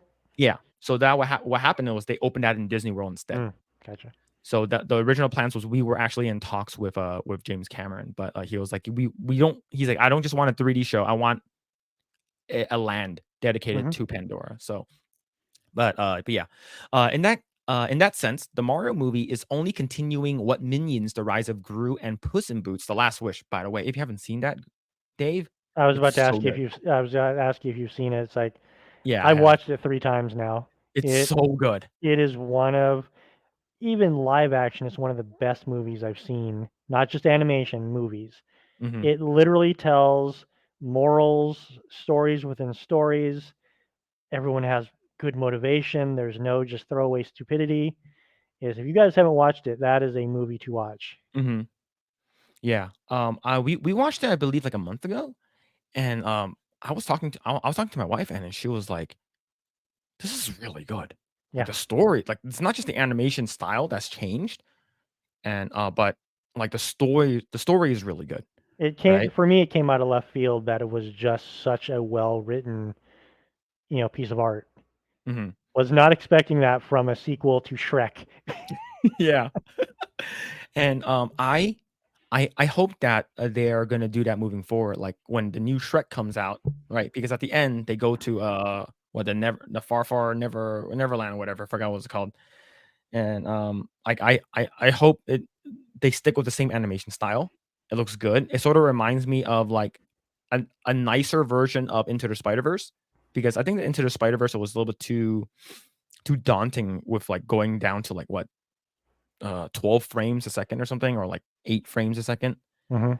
But yeah, like I, So, I was talking I was talking to her, and she says we both agree, like we like this better than Into the Spider-Verse. yeah. Do you think that studio heads are starting to grasp what aspects of movies are making money, or do you think different studios are so ingrained into what they do and the way they do it that they're just thinking, well, our audience will eventually come back. We don't have to Mm. change. the audience has to change. I think Disney has that mindset, That's kind of right? what Like, I was getting to. yeah, I think what's it called again? I think Warner Brothers is sort of waking up to that. But I think Universal is already like, especially their illumination stuff, right? Because Disney is known for family friendly movies, and it's just now they're, the whole ESG stuff with the, the making sure that you have enough of specific types of stuff that's inside their movie or within the studio. I Hmm. think they forgot what it felt like, or to make just good movies, Yeah. right? And I think Universal are just like, we're just gonna continue doing this. We just, I think Minions and Rise of Gru, and what's it called? Despicable Me. It's like they have like three $1 billion movies that's Yep. from just the Minion stuff alone. Yeah. I've been saying it for probably 15 years Mhm. that all you have to do with anything, particularly animation, is tell a good story, and you could just draw it on the screen with crayons, and people will still come to it. Yeah. It's everyone talks about, oh, CG's this, CG the. If you put good scripts, into a 2D environment, people will come and watch, Yep. the product because it's a good story. People, I think, are craving good stories, good entertainment, something that will have a good moral for their children, something that will make them feel something. Because with everyone clicking their phones all the time, a lot of people are just numb inside. So you Yeah. give someone an unexpected feeling that they get, and people will come back and pay money for that again. Yeah.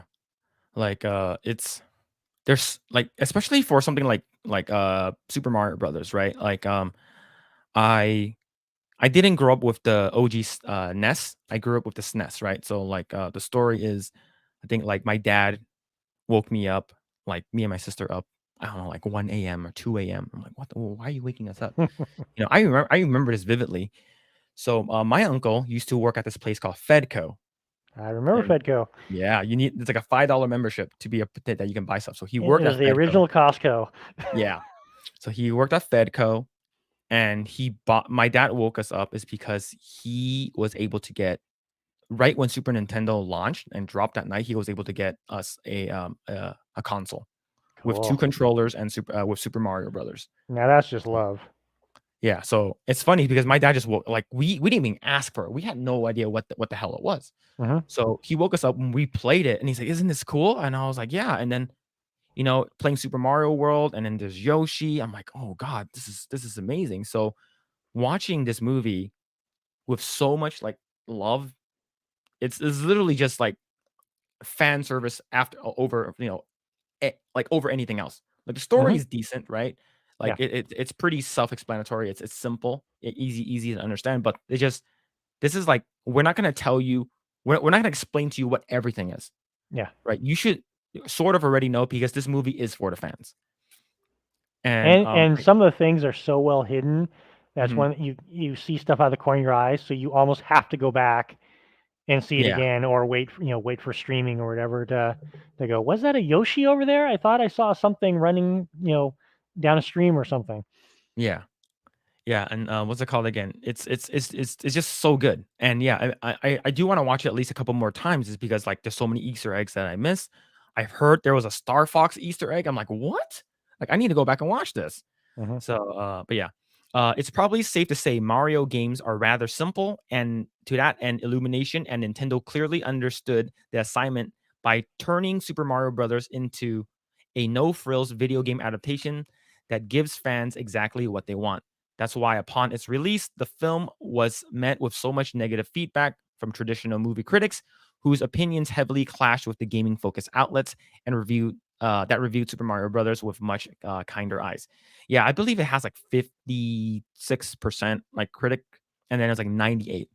In my opinion, I don't think it's like a 98% type of movie. I think it's like a Yeah. high 80s overall, but if you're like a Super Mario fan or even like a Nintendo fan, this is a movie that you definitely need to watch. And I'd I put don't it think there's for myself, not knowing of the Mario world, but not Mhm, fully immersed. I give it like a 78. mhm, yeah. right? It's solid, but like I think overall like there's moments I actually laughed. I don't think there's any moments of the movie that sort of popped out to me where in terms of it's being woke, other than a minor part, where like Peach was like, I think Mario asked her like after he was going through the whole gambit, right? And he was like, "Oh, but like, okay, you're coming with me, but I didn't make it through the obstacle course, but you did, you went pretty far." Yeah. Yeah, but it took me so many tries. It took you a lot of tries too, right? And she's like, "Oh, yeah, I did." And like very sarcastically said, like I think other than that, I think Well, everything else was pretty good. that part actually made me laugh from the Mhm. standpoint of, oh no, the we have to get over to Donkey Kong Land because we need to get there immediately. Oh, we're gonna take a day and a half to train you through this, then we'll go. Yeah, how long were they there, right? They're there Well, for it a went long from time. day to night and then morning again. Yeah.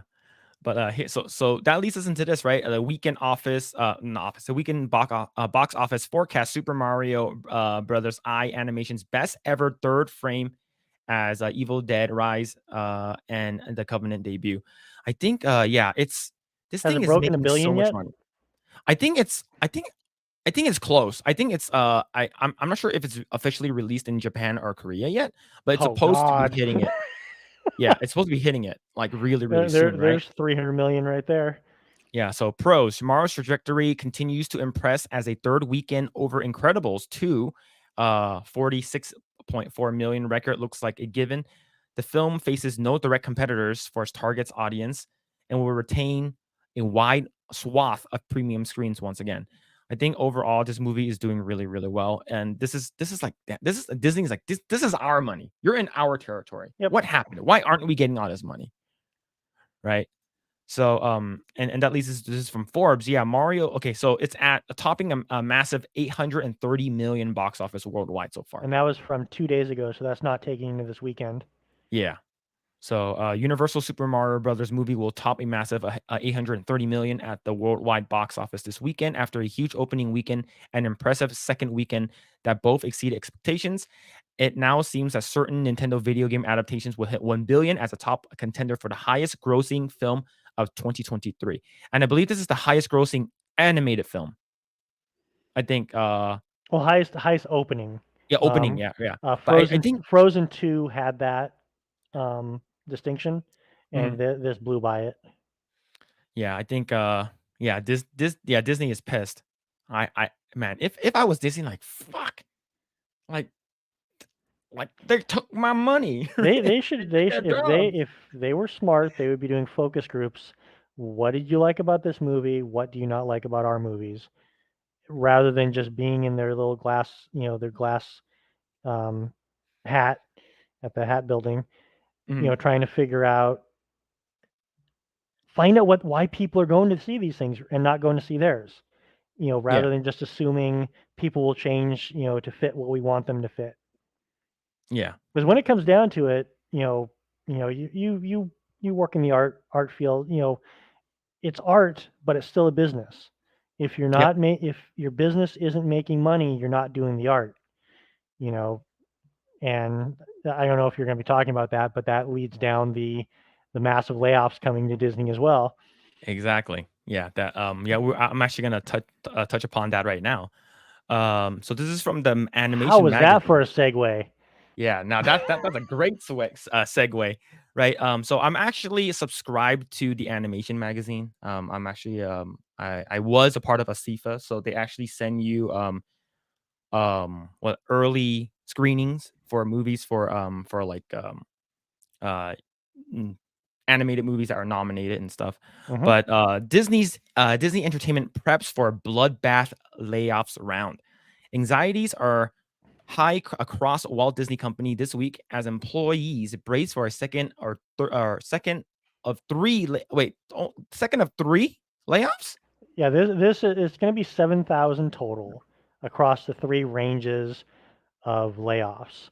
Holy shit! I think they're dividing it up per there. There's like a marketing, there's production, which makes the movies and the thing, and then there's one other group. I can't remember what exactly that is.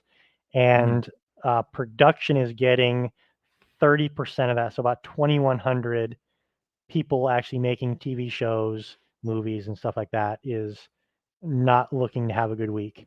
And the second round is going to be the largest. I think the third is kind of like the okay, we got rid of most of them. What else do we need to get rid of? Oh wow. That's wild. 2 out of 3 rounds announced by returned CEO Bob Iger in February. Yeah, but it's a Now dead. total of 7,000. That number's not going up. It's Okay. 7,000.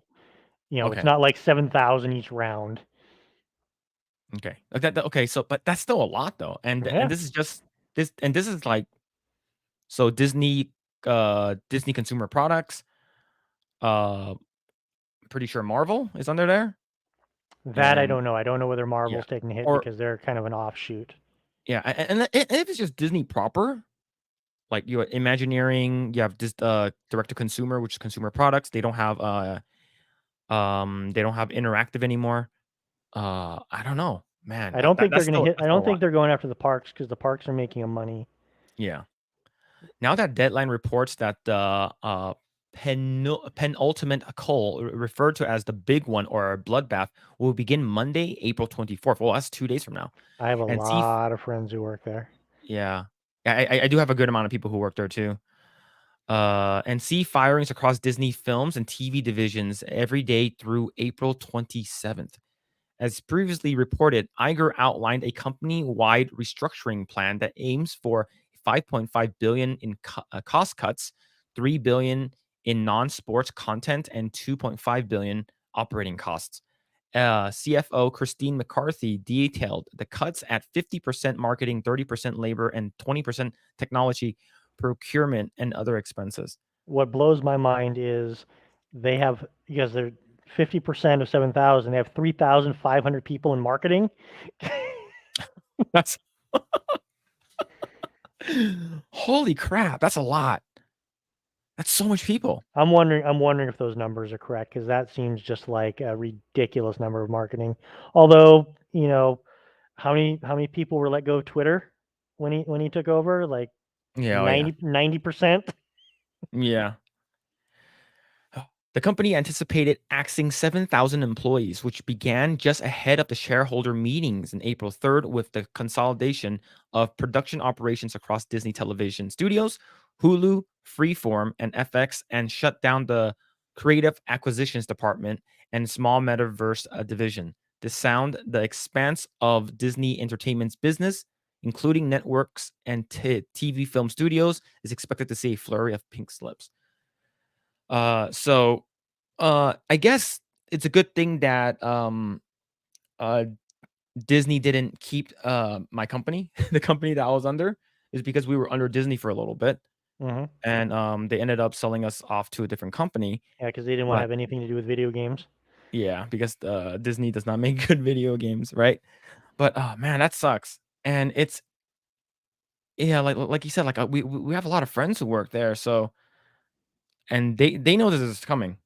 Oh yeah, trust me. Yeah, yeah. Yeah, so I like oh man, it's And no one knows. No one has any clue what groups are going to be, you know, targeted. mhm. So it's not a good time right now. Yeah, and the fact that they lost what, like 123 billion dollars like last year? Yeah, off of the last two movies. Yeah, so it's like that's a lot, Yep. right? And I did ask this question, right? This segues me to this question, right? Like from last week. Like, is Mario now more popular than Mickey Mouse? What do you think about that, Dave? Do you think that's Hmm. true? That's hard to say. Mickey Mouse is ingrained in the psyche of like every human on the planet who has Mhm, access to media. Um, I'd say they're probably getting even somewhat. mhm. Maybe in Japan, Mario is much better. It might be regional. It's hard to say. Although, how much Mickey Mouse stuff do you watch a week? Yeah, right, and, what like and when is the last time that, Mickey Mouse had a video game or movie or TV show other than the sort of like classic style one that they released a couple years ago. Can you count the huge ride they have at Disneyland, where it's all old style Mickey that came out a few months ago. That's the only recent Yeah, media that I can think of. right. There's And what is the Kingdom Hearts thing? I don't think they've done a recent one though. yeah, Kingdom Hearts. I think Kingdom Hearts 3 was the most recent one, which is like maybe a couple years ago. Yeah. Other than that, Right. I off the top of my head, I don't know of one. Right. But like it's sort of like how relevant is Mickey Mouse himself, Right. right? And the thing is that I believe Mickey Mouse is I believe Isn't he in the public domain now or yeah, he's playing public course domain with? now. Right? So like you like like people could start using like same thing with what happened with Winnie the Pooh, right? Like he's Yeah, public domain. that horror movie based on Winnie the Pooh. Yeah, Blood and Honey. Yeah. But yeah, like I was talking to my wife and I told her I was like I think Mario is going to be more popular than Mickey Mouse. She's like, why do you think so? I was like, video games, it's relevant. Hmm. There are new Mario games coming out at least every year or every other year. Mario Kart, it's still the same Mario Kart from Mario Kart Wii U. Hmm. It's it's their prices is not going down. Now they have this movie, and I think And the Mario lands that they're doing yeah, in and every they're Universal Studios. and even Universal Orlando, that one's getting really big. And Chris Pratt confirmed in one of his interview that they are doing a Nintendo cinematic universe. Oh, interesting. So it's already going to happen. So I think it's just any time now that if Universal and Nintendo and Illuminations continue down this way and not do anything terrible that sort of like shits on the fans, and they haven't like ever since Despicable Me 1, they're just gonna I have a feeling they are the popularity of Mario will completely surpass. And I believe one of the mascots for the Tokyo Olympics was Mario. Oh, really? That's funny. That's Yeah, I cool. think the original right before even COVID happened, I think like each of the rings represented like a specific one. And like I think Goku was one of them, Naruto, Sailor Moon, I'm guessing like red was Mario. yeah, I think Mario, and also had like Astro Boy and stuff like that. Like they're all mascots That's pretty of it. cool. Like and I think it was even like one of the I think Shigeru Miyamoto popped out of like the pipe, like, and he's like, "Look, we're sponsoring, like That's their cool. mascots is Super Mario for Olympics." So I think it will eventually pop off. Right? Like I don't know. I think with the movie doing so well, it's going to pass $1 billion. It's not gonna hurt. Yeah, and Has Illuminations done a movie or Universal done a movie in the last like 5 years that's failed, that's flopped? In the animation, I can't think of a single one they've done that hasn't done really well. I think the only one that was like the earlier ones, I think it was That's what I'm Hot. saying, like 5 years. But, I think the Grinch movie did pretty well. I think Sing 2 did pretty well. Rise of Gru did really, really well. Like, all of them were, like, 500,000,000 and above. Like, I think Minions: Rise of Gru made, like, $1.18 billion. I Phew. think I talked about it last week. Yeah. It's, I forgot one of them also made, like, $865,000,000. They made a shit ton of money. I hope those animators are getting a little taste of that. Yeah. But, it's pretty cool. Like, I love I love seeing things that are just good and fun and non like woke stuff that does well is because it's just it makes me very happy as a person who works in entertainment, right? Hmm. But yeah, it's pretty cool. Like, but have you seen that this is a hard segue that doesn't even make sense. Nowhere near as good as my Yeah, segue. yeah, but so yeah, your segue was was really good. But speaking of woke stuff though, that's my segue. Have you seen the promotional stuff or promotional material or even the trailer for Netflix's Queen Cleopatra? Yes. And I also So saw the lawsuits against them because of it. yeah, so I saw like a I think like a screenshot of it or on Twitter or social media or whatnot. And this is from Breitbart. Like I said, you guys can hate Breitbart all you want, but they're still considered a news outlet. But I haven't seen the trailer or anything. But I remember Cleopatra not being this dark. Right, I thought she was a lot lighter, and because she She's actually looks Greek. black here, isn't she like Greek descendant?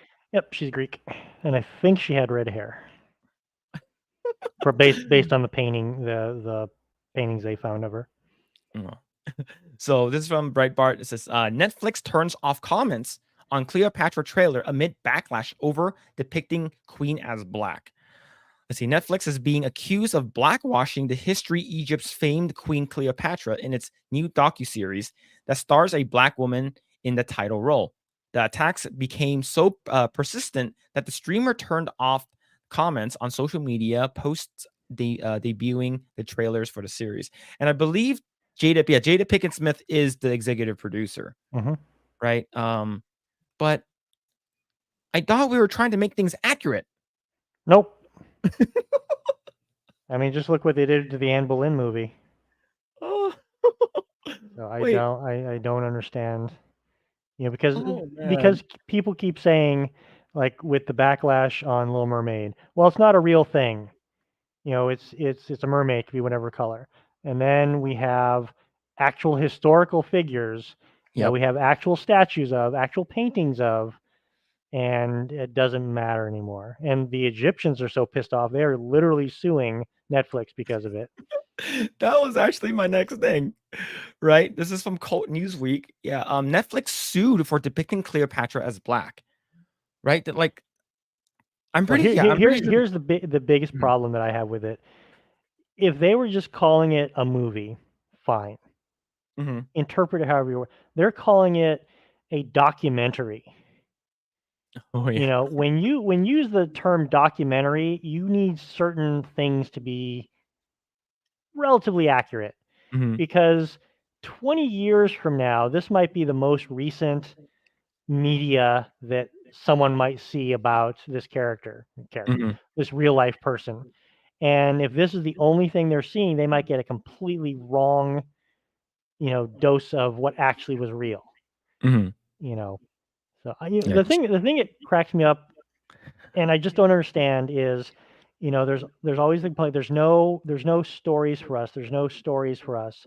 Mhm, Why don't they do the story on the richest person who's ever lived? And he was in, I believe, Western Africa, and he would be worth like $400 trillion now, and he had like all the gold in the all of Africa. He was yeah. such a rich man that when he did pilgrimages, he was handing out so much gold, he destroyed economies, literally destroyed because everyone had pounds of gold. He was so rich. Do that story. I would love to see Yeah. that story. You Yep. know, it's historical, it's fascinating, but yeah, I don't. Yeah. I think like you said, I think there's only one direction when it comes to making a character, right? In terms of their skin color. Like if they're not dark enough, you gotta, I'm gonna be mad because Nani from Lilo and Stitch isn't supposed to be a white girl. She's not. It's just she's lighter skin, Yeah. right? There's different shades of like brown or black, or me, the different shades of yellow, So it's just Hmm. like oh, just because this person, well, actually, Mulan is actually supposed to be like extremely like m- yellow dark character. I'm like, who cares? She's Chinese and she's Chinese, right? But this is actually pretty funny. An Egyptian lawyer on Sunday filed a lawsuit over Netflix upcoming Queen Cleopatra, accusing the streaming service of erasing the Egyptian identity for sorry, for depicting the ruler as a black woman.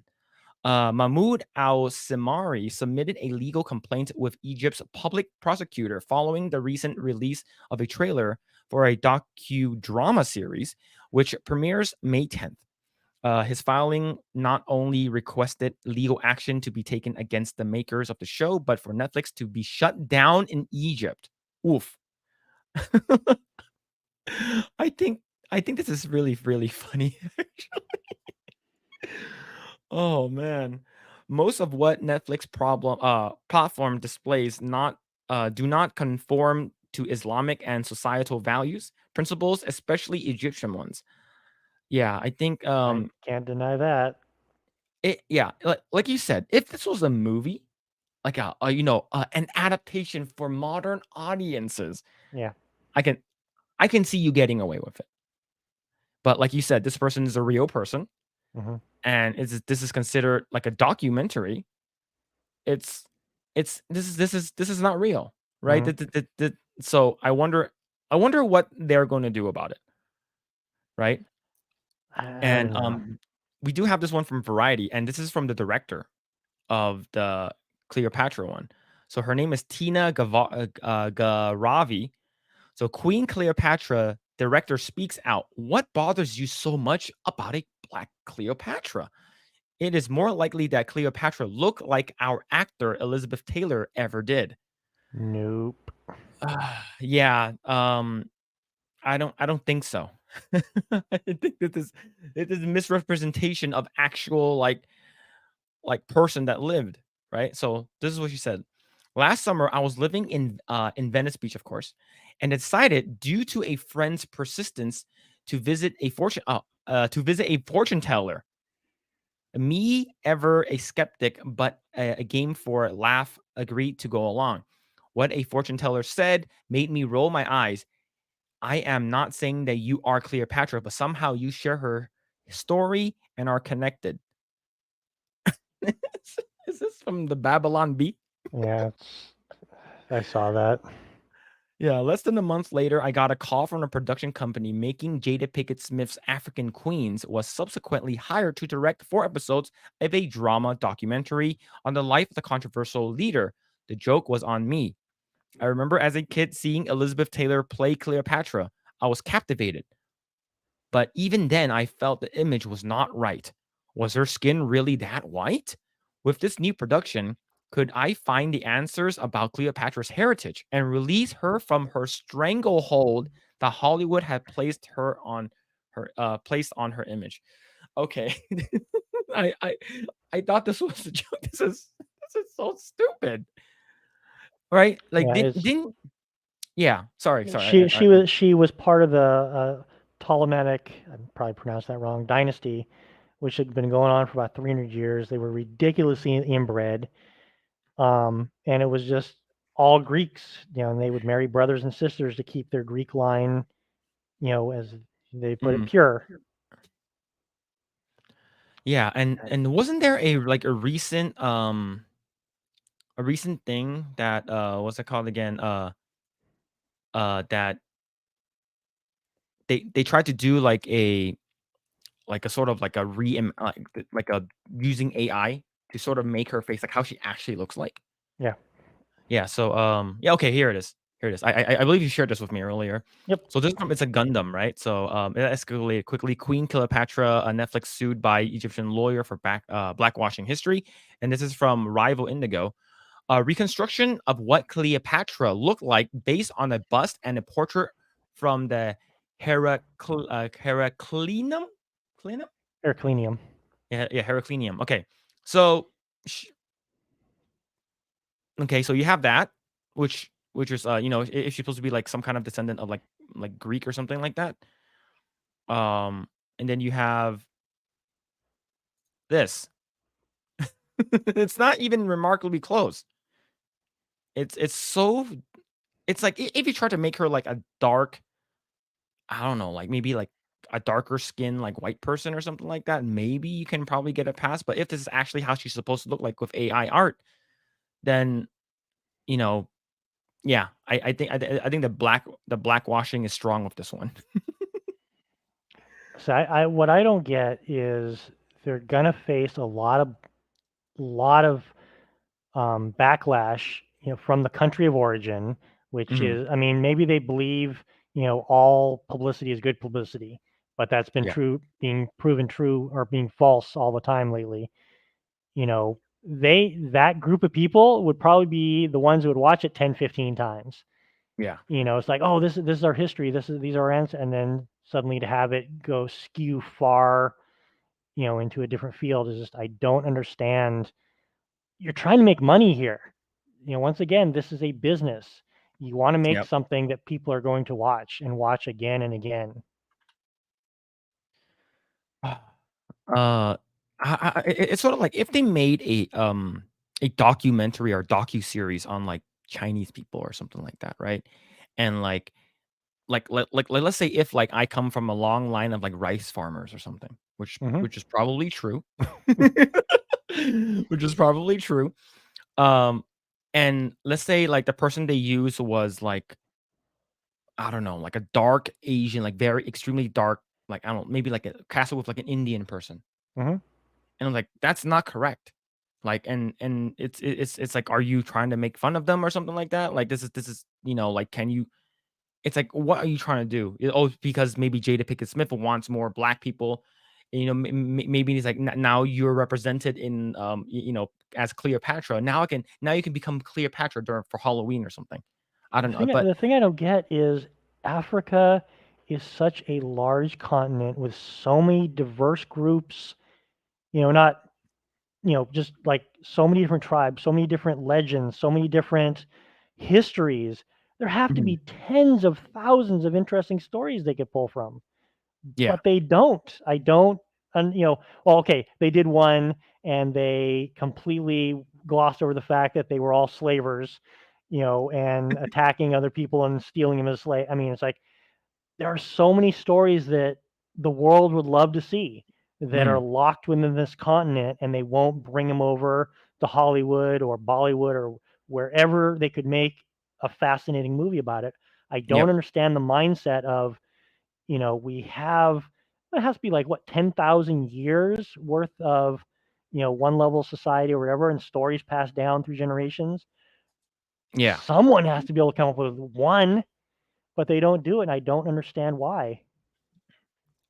yeah. It's what's it called again? And like just because, like you said, like just because you're, the continent of Africa, like majority of the people there are, darker skin, are black. Like it's like there are like there are multiple different like heritages, and there's a bunch of different backgrounds that you can pull from. Like, and why couldn't you talk about that the guy that you're talking about who's like extremely rich?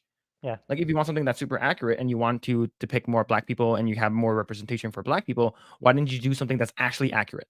Yeah, it is one of the most fascinating stories that I've ever looked into, Mhm, and I would go see a movie based on that. As such if they did the movie well, it is mhm, such an interesting topic that someone was able to amass that much money.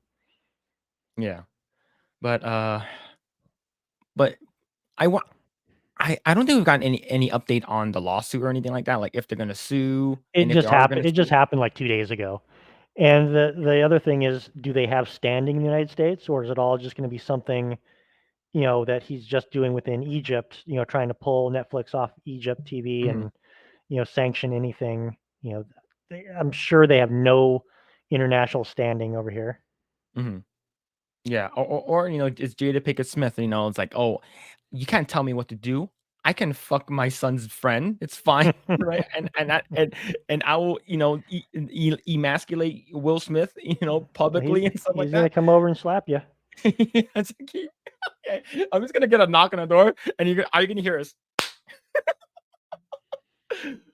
Be But, funny if Cat man, ran in and smacked you upside the head. alright, so, let's But I talk mean, about do you know of anyone, if it was a really good story out of Africa, that told just a fascinating bit of history, because the African continent history is kind of like our all of our histories when you go back far enough. Like everyone would want to see that, in my opinion. mhm, I don't know why they're not mining that. yeah, and the thing is that, like, it's the Egyptian, like, lore and history, it's so rich and deep. Like, you could have done a lot more other stuff, like, but I don't know. I think they just want everybody to be represented in Hollywood, to be represented as a black person.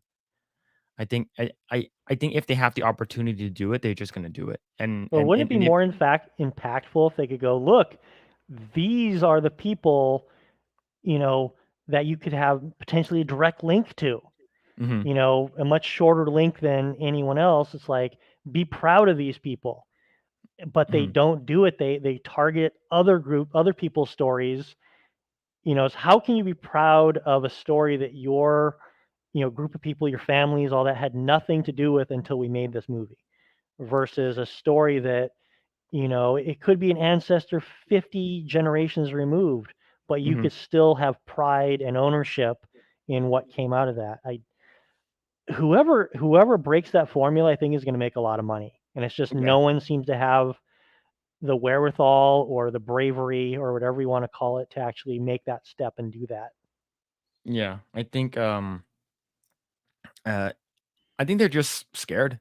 I think fearing that like it won't get approved or greenlit, or like, oh, like it's like, why would you make this, or like if their company it's because Netflix is just like a publishing place, right? It's like, oh, we're gonna publish your movies or your TV shows or whatever on our Hmm. platform. Like it's like if that company that Jada Pickett Smith is working with, it's I don't know, it could be from Disney or whatever, then Yeah, they need like that's a true. specific ESG score. It's like, well, there isn't, there's already a bunch of people from, Egypt, but, we don't have enough black people representation because they need, 50% has to be diverse. Mm. So they're like, okay, might as well just cast our leading character to be a black person. And if you say anything otherwise, you're considered a racist. Do you So think it has any aspect of the fact that most writers can't create new things anymore? It's just a recycling or rehashing of everything that's gone before. That's why there's remake after remake after remake. they're afraid of losing Because money. I mean, think about, I don't know how long you've been seeing movies, but in the 80s there was like 800 different genres of movies and things you could see. And now it just feels like everything is the same thing with a slight little twist or a slight little tweak of, from everything else. Hmm. Yeah, I think like I think right now, I think people are so afraid, or maybe a lot of the people who are like the creative types are well off into retirement now, Yeah. right? So like we have a lot of these people who are, this, millennials, which is, my group of people, and they're just going into, getting into power, or, now they're like head of like a studio or head of production now. Hmm. And there's like, okay, what was popular when I was a kid? Hmm. Let's do that. Like, well, and I think it's they think it's easy, and because they can get a cash grab off of the member berries. Yeah. Well, I think there's one aspect of it with the writing standpoint of the best creative art comes from lived experience. Whereas the current generation, and I'm not bashing, out of hand, but I Mhm, think a lot of people who are in their 30s, maybe late 20s, have never really lived a life. They may still be living in mom and dad's house. They never really had a struggle outside of, passing their midterm in college or something. mhm, Whereas, writers maybe in the 70s or 80s, traveled the world. They experienced the thing, they went on that boat and tried to catch that one big fish all alone or something, mhm. and I don't, art comes out of struggle, art comes out of pain. And I don't know if these people have ever struggled or ever had pain in their life. Yeah, I And we just think, might be seeing the result of just living too cushy of a life. oh, yeah. Absolutely. Experiences are what's key to a lot of, like, most people's creativity. I Hmm. think, like, oh, I actually witnessed this, or I experienced this, so I'm gonna make something out of it.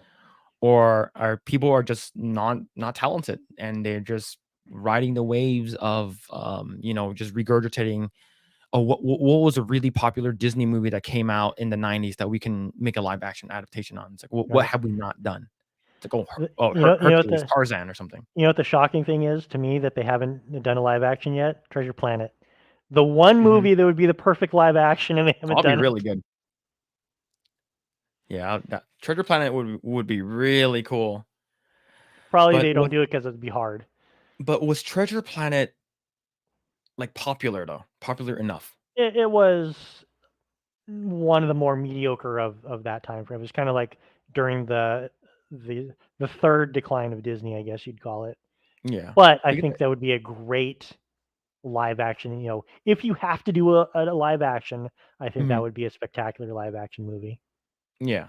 Like, I remember, I think the last Disney movie that I watched, when that was like an animated one when I was like a kid, when I'm like after that I stopped watching Disney movies for a while Mm-hmm. was Atlantis, Mm.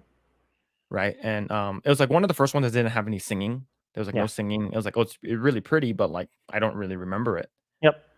So it's just if like you have like what maybe something like I'm not sure if Titan AE was a part of Disney. I think that's something. I think it's No, something that else. was I believe that was Fox, and they opened up a studio in Arizona, and then they or that might have been Fire and Ice. It wasn't Mm. Disney though. Yeah, I remember that movie doing it was I remember watching that movie. I thought it was good, but like it didn't do well, like box office wise, right? No, didn't it tanked whatever studio was backing Yeah, it. Fun movie yeah. though. Drew Barrymore did a great job. Oh, I like I'm glad that like Warner Brothers and like they're not doing any what's it called again live like a live action adaptation because like I think people will be extremely pissed if they did one for like Iron Giant. Mm-hmm. Right. Oh, Like I think Iron Giant would be really cool, but like I think it will suck. I would go ballistic if they ever tried to do live action that. That's my favorite movie of all time. So don't touch my Iron Giant. Man, it was so good as Brad Bird. Oh, Yep. jeez. You know he's But coming back to animation. oh, he is? He's working on a CG movie right now. Oh shit. Okay, I'm definitely looking forward to that then. Right? I know he did. What's the last thing he did? Was it Incredibles 2?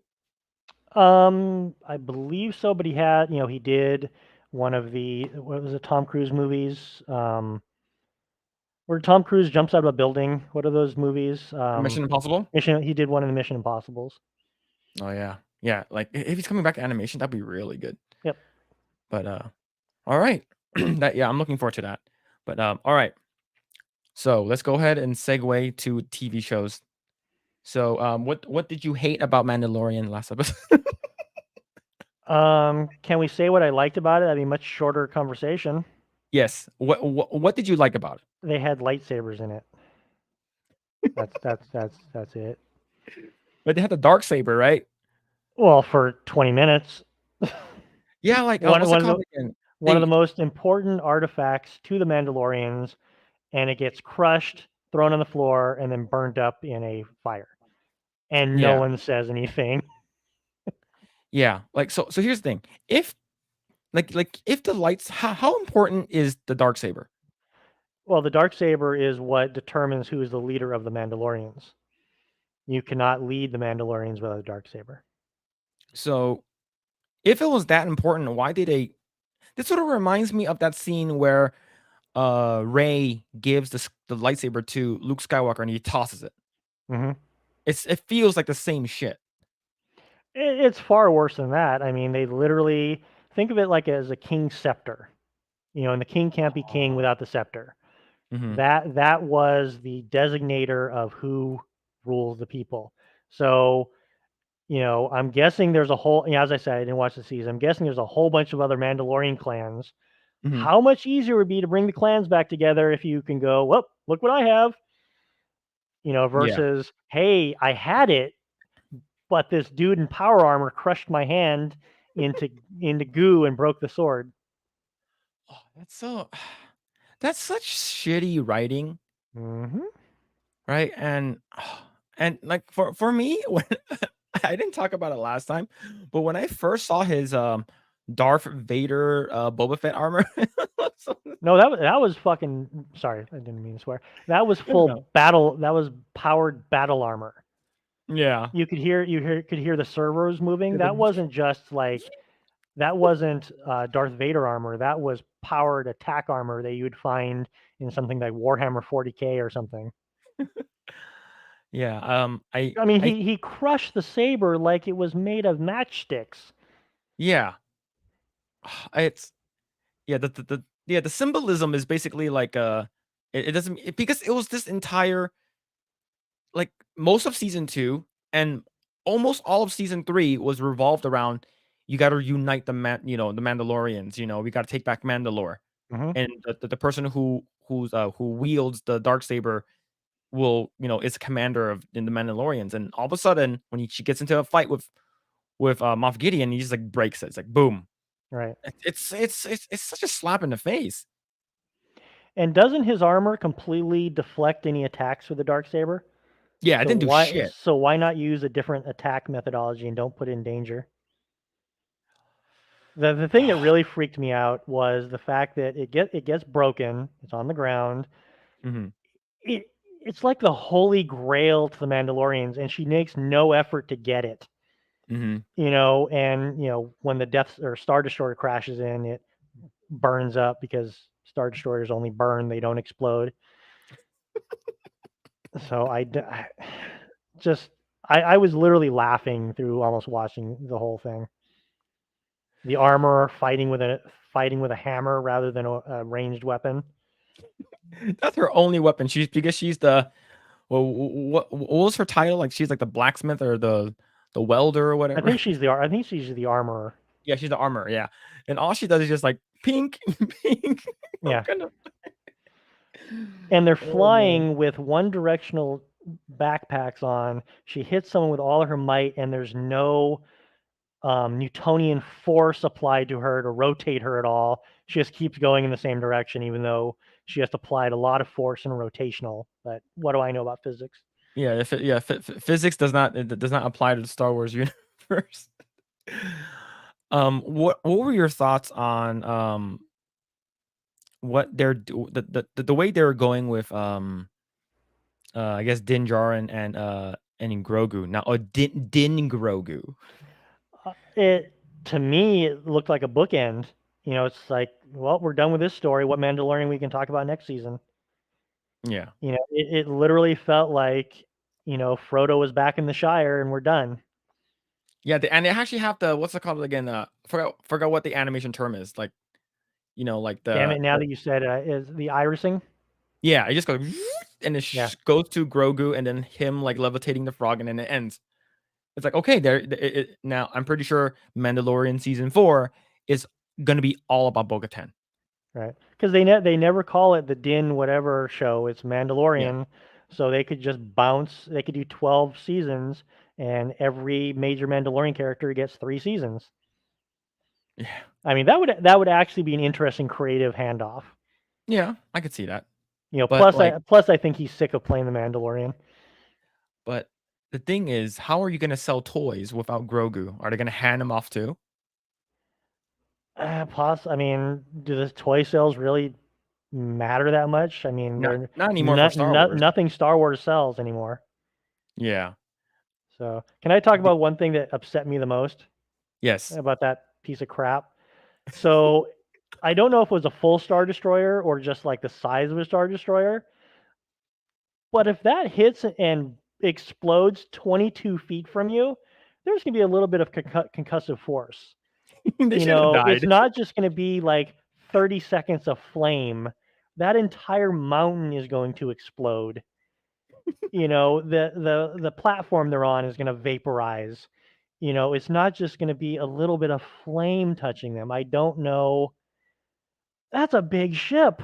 Yeah, it's They have. I mean, it has a hyperdrive, right? A yeah, I lot of think so. energy in a hyperdrive engine. Yeah, yeah. So yeah, this thing is huge. I mean, the shockwave from that would have leveled that mountain. And It's all just they do is they fire. just put a blowtorch on them for 30 seconds. I mean, Yeah, I let's forget that it has warp engines, that it has all these different drive systems, fuel.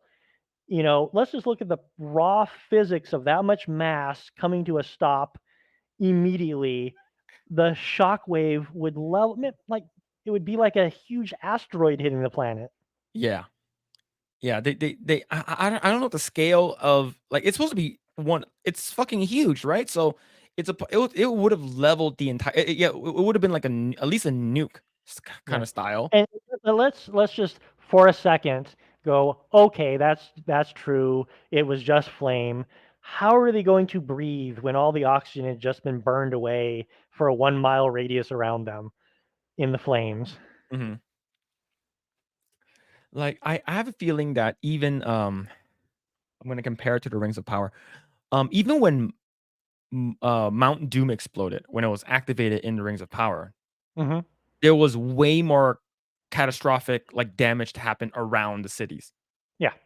right? And if this thing if it's a Star Destroyer or someone said in chat says like a Star Cruiser, it's still pretty fucking big. Okay. Look at the size, like from this picture. Look at the size of the cockpit in the center. Yeah, It was from the inside. It's a very big area. If yeah. you extrapolate that size to the size of this thing, that's massive. That is hundreds of tons of mass coming in at terminal velocity and just stopping, and Oh, just a little bit of flame comes out.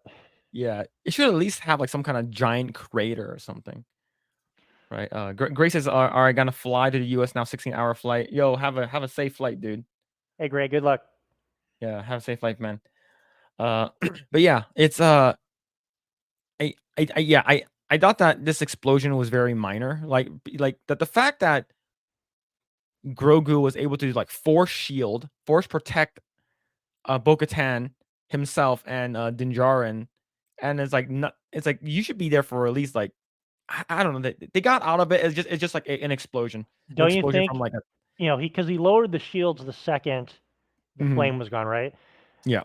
Don't you think everything around him would be slightly 20,000 degrees?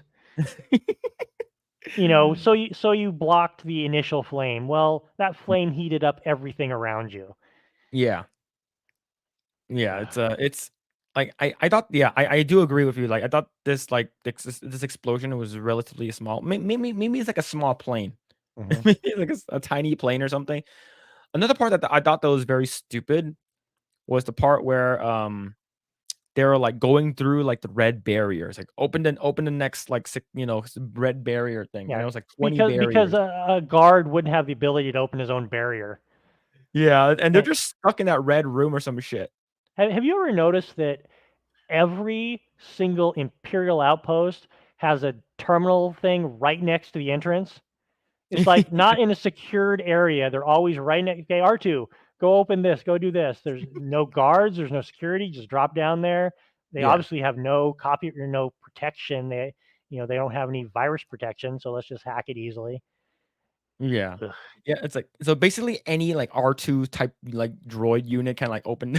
It's so stupid. It's like yeah. why don't you just get rid of them? But yeah, I thought that was pretty stupid as well. Um, I'm waiting for someone to do during the I can't even call it a fight, but when Grogu was playing with the three Imperial guards, I want yeah, Muppet music on top of that because it was such a ridiculous. it was crazy. So these are supposed to be some of the best soldiers that the bad guys have, and they Yeah. can't coordinate to knock a puppet off some lights. It was like this dumb scene. Yeah, it was he was fighting against like three of them, right? And he's Yep. literally like trolling them.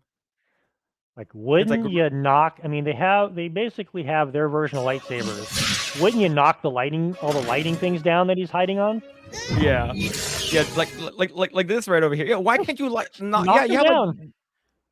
yes, so like once you really think about it, you're like, this is so stupid. Yep. I start Ah, getting passionate in my rage. yeah. I have But to the do thing is my deep breathing exercises. it's this is such a clown show now that like I think everything I'm like, okay, sure, yeah, whatever. I don't really care anymore. But it's I I think I don't know. When did you stop really caring about like what Star Wars is doing now? It's been a while.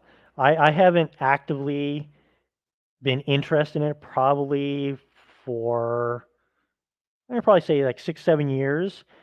But Mhm. when I see something that, is good, like Mandalorian 1, I really, was like, "Oh, that looks really cool." So I watch that.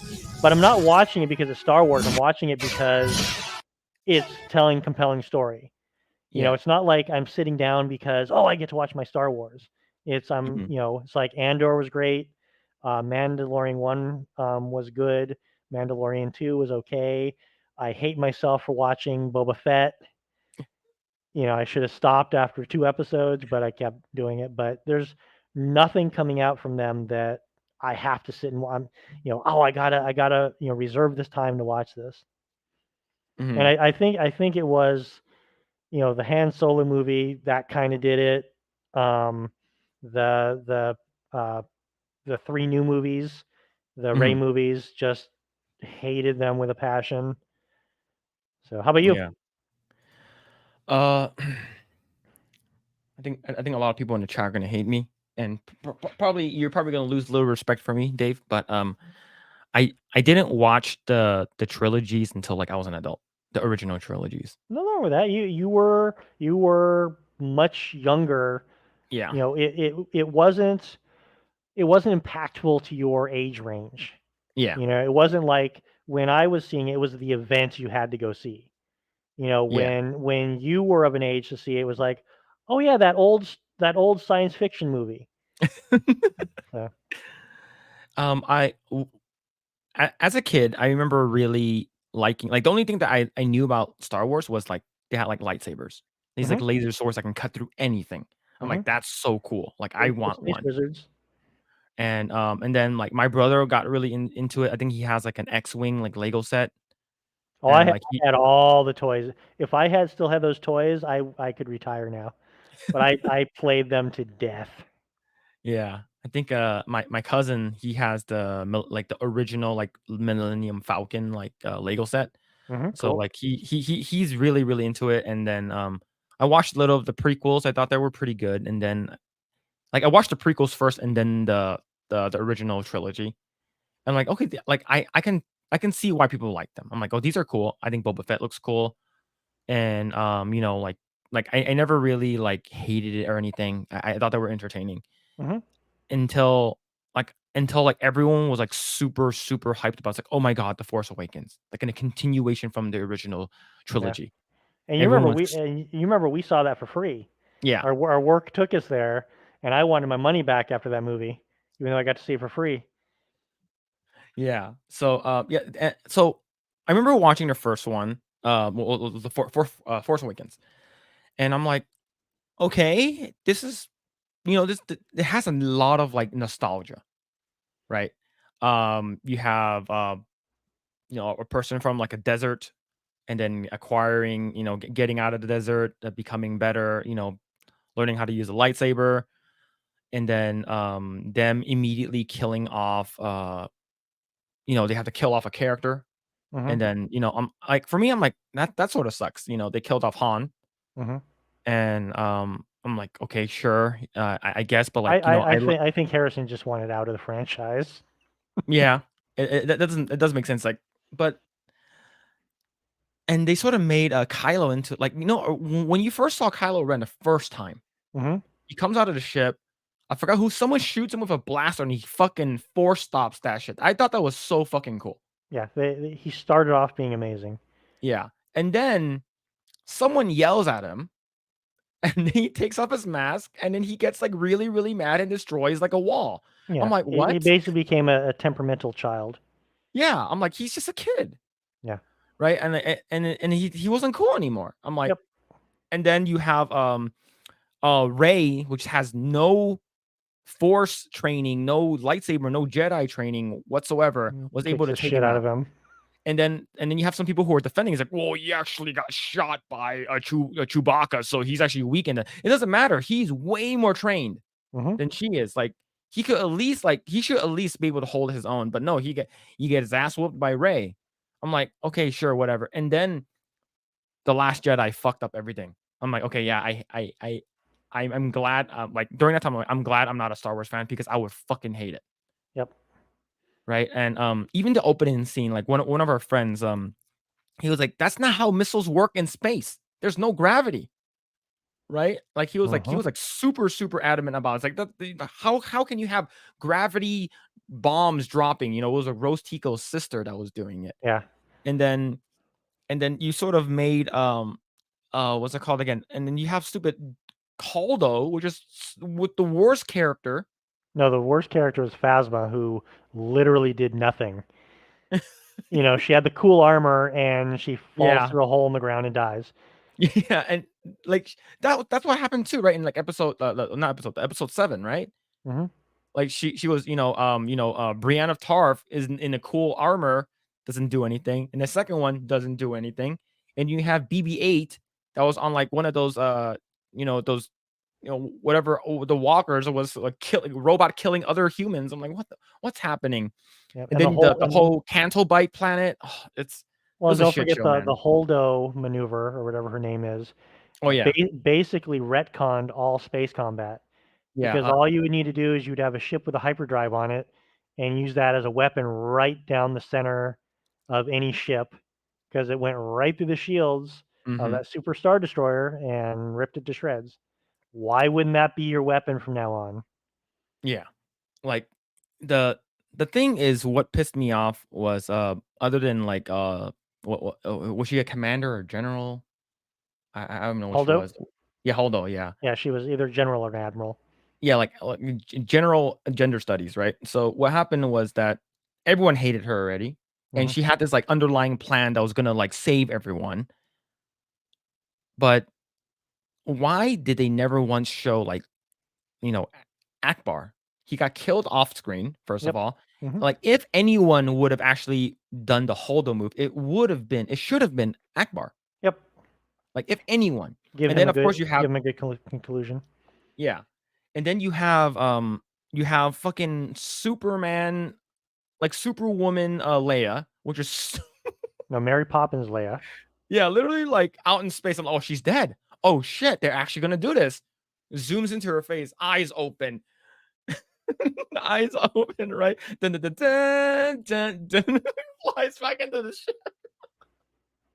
It was so stupid. And then you have what's it called again? The whole part where they're actually on the salt planet, Hmm. and you have Finn was like, okay, I'm gonna sacrifice myself for the greater good, And she so they can get the hell stole out of his here. moment. Yep. I was like, "Ah, I'm gonna sacrifice myself." Fucking China woman comes out of nowhere and crashes him. And he's like, "What the hell you were doing?" "I was trying to save you." Awkward kiss. Without consent. Yeah, without consent, right?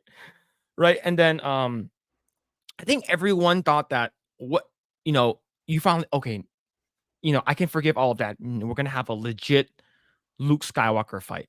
We're gonna finally see him use his lightsaber. He's gonna show that piece of shit Kylo Ren, who's boss, is gonna be dope, Hmm. right? And then you have the whole thing where he's like, "Fire!" and shoots all the fucking the AT-AT shoots all the fucking lasers at him, and he brushes off his shoulder. That everyone was like, oh my god, he's so cool. I was like, this is fucking stupid. So have you ever I don't know, I like esoteric weird things. Have you researched why the original Star Wars basically worked so well with all of humanity? No, It was basically, do you know who Joseph Campbell is? sounds familiar. Joseph Campbell is a he's kind of a genius and he's a writer, he was a professor. He wrote The Hero with a Thousand Faces, Okay, yeah, yeah, I got which it. is basically going through all of humans' mythology. He plotted out all the different points that you need in a heroic epic, Gilgamesh, Homer, all the different things, all the different things. And Lucas basically stole every single thing from the Hero with the Thousand Faces Mm, and did Star Wars. I mean, you could literally point out every step in that. That's why it's so attuned to the entire world because it went back to the cradle of our stories, the cradle of our civilizations, and told the modern day mythos. And then right after the third movie, they threw all that away and just started throwing random space blockades and politics and all these other things, and they never went mm. back to what made it a good story. It's the hero's journey, right? Yeah, that's what the Hero with a Thousand Faces is, the hero's Yeah. journey. And I think if they did that with Ray, it would have made more sense. Hmm. And like Give her some flaws that she has to overcome.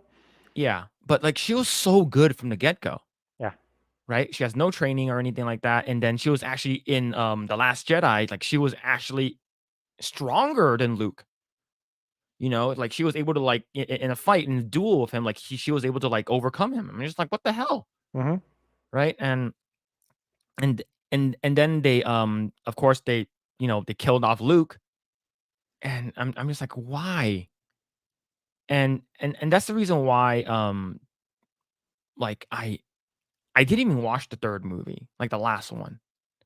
And I heard they're trying to like retcon a lot of stuff, where the lightsabers actually is important. They Hmm. brought back Palpatine, and she's actually Palpatine's granddaughter. Tie all of this stuff back to like Skywalker legacy, Yep. and and I originally thought that Finn was gonna be a huge character. He doesn't have to be good with the Force or anything like that, Yeah. or he learns the Force from someone, right? To And me, he was this series Han Solo. He should have Mhm. been, the vagabond hero, Yeah, the unlikely hero that's gonna come and save the day, with an attitude. But they yeah. completely just crapped all over that. Do you want to? So I was talking to my brother about Rise of Skywalker, right? Hmm. Because like I know the synopsis of the story, and then I was like, "Have you watched it?" And he's like, "No." And I was like, he's like, Palpatine is back, right?" And he was like, "Yeah, I heard, but should I watch it?" I was like, "Do you want me to tell you how he dies?" And then he was like, I sure." And I was like, "So imagine if it's like, uh, imagine if it's like Cell versus Gohan. This is for like, right, and they're having a struggle, right? It's like a beam struggle. He's using force lightning, and she's like, using the lightsaber to sort of like stop it, right? Hmm. And he's like, okay.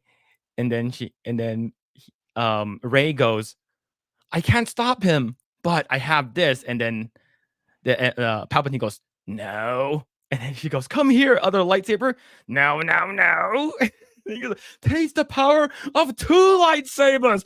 Ah! And then he basically blows up and dies. And he's like, no fucking way, that's real. I was like, it's fucking real, dude. Well, if you remember in the prequels, Samuel L. Jackson basically messed up his face by reversing the Force lightning with his Hmm. purple lightsaber. Yeah. So, Mace, two is always better than one. So, yeah, true. But the thing is that Mace Windu should have fucking killed him there. But of course, they hmm have to continue the story. But I think overall, I think Star Wars is just funny, and it is a joke to me now. But like whenever we get something good like Andor, it's like hmm we gotta praise it. Is because like, hey, this is lean into this shit. Why does everything have to tie back into the Skywalker stuff? It doesn't need to. And that's why when they announced that, oh, Ray is coming back, I'm like, why? yeah, Just make something different. How big is the Star Wars universe? How many stories has it has people not heard yet? Especially normies like me, yep. right? Um, Well, the biggest problem is they had, I won't say thousands, but they had hundreds of stories, that were done by, secondary authors, licensed authors and all that. And mhm, they completely retconned all of it. They said the extended universe doesn't exist anymore. You mhm, know, they could have tapped into those stories that people loved and done a ton of things. yeah.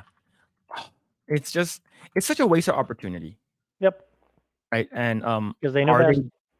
are they gonna retcon anything like in the movies? You have all of these like other like movies that they're announced from the Star Wars celebration. That Hmm. all of them are, like, female-led or anything like that. Look, I have no problems with female-led stuff, but if they're all just gonna be, like, another version of Rey, then I'm gonna pass on that shit. So here's how the next three movies will work. It starts off with Rey sleeping. She wakes up because Luke wakes her up from training her and she goes, "I had the weirdest dream about this Kylo Ren and Palpatine thing," and then they just retcon the entire three movies, and she goes That would be back to her great. training. That would be fucking if they did that, oh my god. That it will sort of be like, Days of Future Past kinda style thing, Hmm. right? It would just be like, "Oh, we're gonna," just they wake up like he's like, "Is everything okay?" I just dreamed the shittiest story ever. That'll be so good. I would watch that. I would actually watch it. I will give Star Wars another chance if that was the actual if that was the case, that is. Right. But like I said, like I feel bad for like legit fans of Star Wars, like yourself, like people who actually like went to watch it in the theaters. Like people who are like have debates on like who win in a fight, or the Yeah. midichlorians or whatever. How did so and so survive or something like that. Like I feel bad for like diehard Star Wars friends. But one thing I need to point out, so I'm not a hypocrite. All that being said, I'm going to watch the living crap out of Ashoka. I Okay. will watch every frame. I will watch all the credits on that. She is, to me, the most developed character in all of Star Wars lore. Did you watch the Clone Wars Oh series? God, yeah, twice. All right. do you, a lot of people in the chat already told myself and Grae, you have to watch it. Yes, I haven't watched it yet. Do you recommend watching? yes, highly. It's Why? very good. It's like Why? 6 seasons, I think. Why? But And isn't it and like Rebel and 24 Rebel episodes per season? and It's like a Rebels is lot. good, and Rebels is good as well, because it actually has character development, it has stories, it has consequence to stories. Mhm. It's not just, you know, pretty things on a screen. It's literally, and that's why Filoni was so well loved before he's been doing what he's been doing, because that's the stuff he had direct control over. Mhm. Shoka is his creation, and she is probably one of the most beloved Star Wars characters ever. Yeah, I know So, that yeah, I know that, like, the fact that I don't even know, like, I never watched Clone Wars or any of that, like the series, like, that's not like a movie related. mhm, Um I already knew who Ahsoka was. I'm like, she's insanely popular. mhm, And the only okay, I've seen one tiny like scene from Clone Wars, was the part where you hear Palpatine say, "Execute Order 66." mhm, And you hear like, "Ah, ah," and you see it from her point of view. right. Like, "What's happening? What's happening?" I'm like, "That's pretty cool." They tied it in. And they used the actual like voice clip from um what's it called again? The the the third one. It's not Revenge of the Sith. Is it Revenge of the Sith? I try not to think about those movies. Are you not a prequel fan? Eh. But one thing I want to say, the reason why that series is so good is, to me, I know Anakin is a huge part of it because it kind of like gives you the background of why he turned, Mhm. but it's Ahsoka's journey. It Yeah. starts off with her being like 6 or 7, and she comes, to the Jedi Council, and she's basically, given to Anakin as his Padawan, Yeah. and is her growing up through the whole thing. And I'm going to spoil something for you if that's okay. That's fine.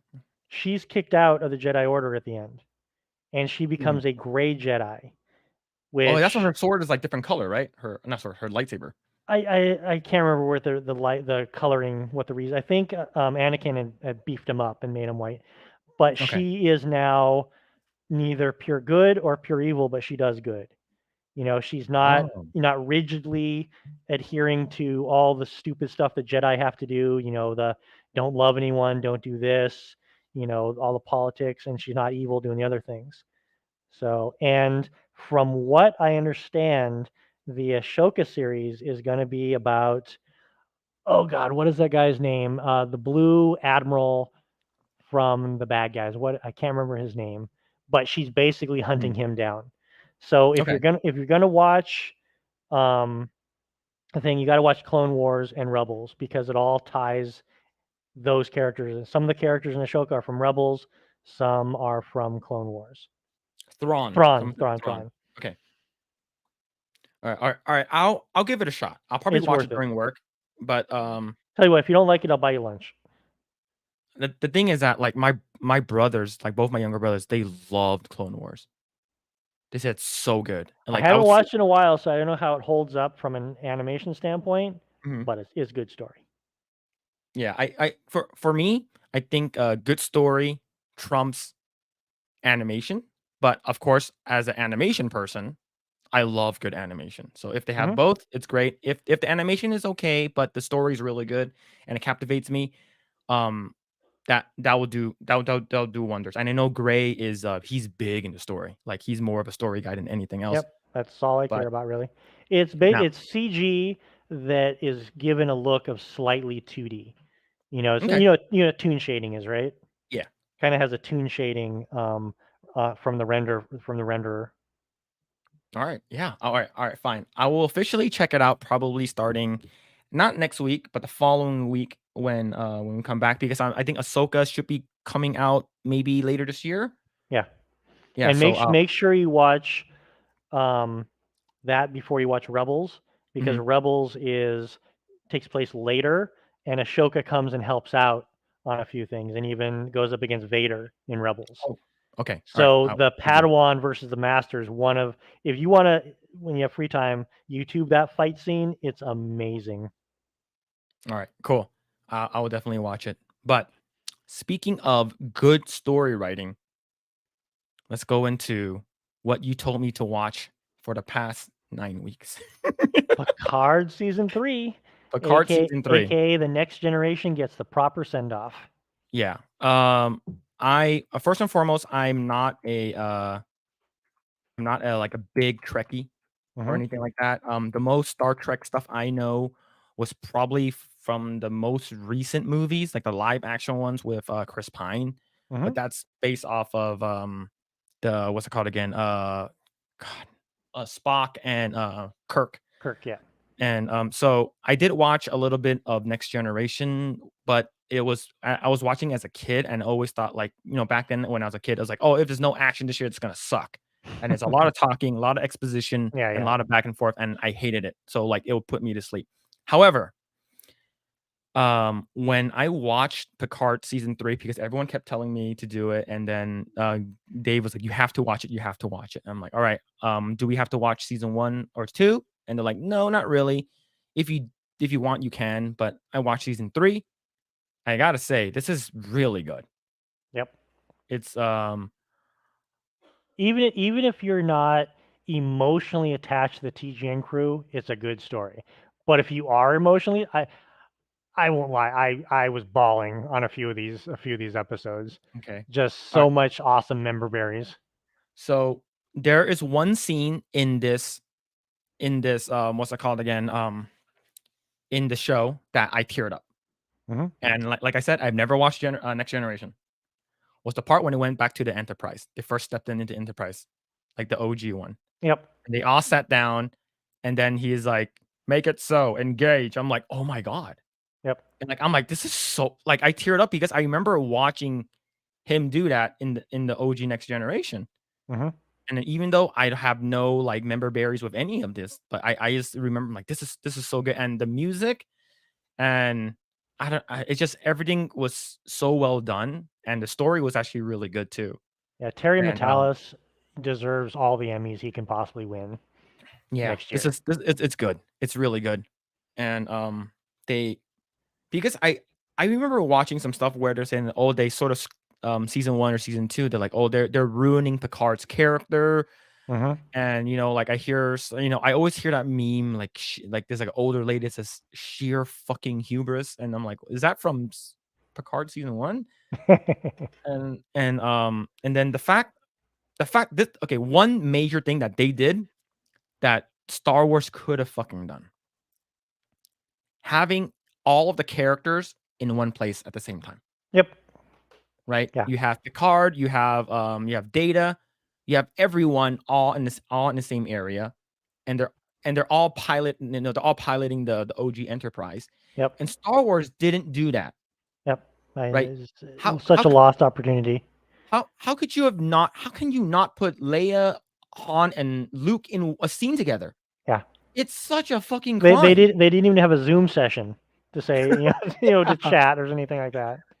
Yeah, it's like the most we've gotten was the last time Leia talked to Luke, and but that was like a fucking astral projection. Yeah. It wasn't even like a real one, but like the fact that you killed off Han like the first episode, Hmm. episode 7, I'm like, that's why would you do that? You missed out on the opportunity. Well, once again, I think that was just Harrison Ford saying, "Please let me go," because it's not like he needs the money.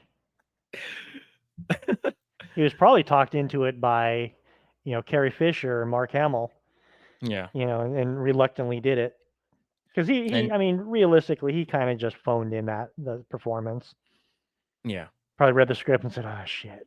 Oh shit, I'm too old for this shit. But here's the coolest thing about what Picard season 3 did. Not only did it create a perfect bookend for Next Generation, it closed out Voyager, it closed out Yes. Deep Space Nine.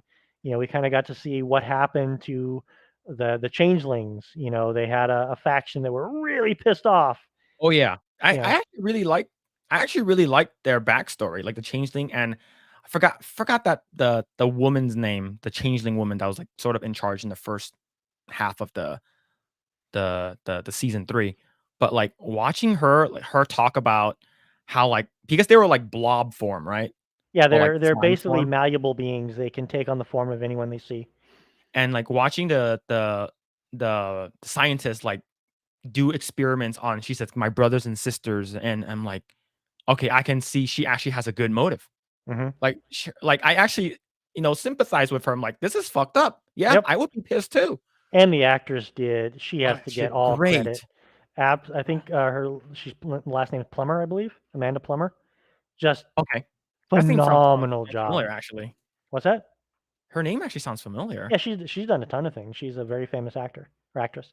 Yeah, yeah, but yeah, it's such a good show, and I like the like I don't know too much about Picard's like demeanor and how he acts and stuff, but the fact that they brought in his like a son, Hmm. it like grounded him a lot and made him understand him. And the fact that I'm now a dad, like I would do anything to protect my son, Yep.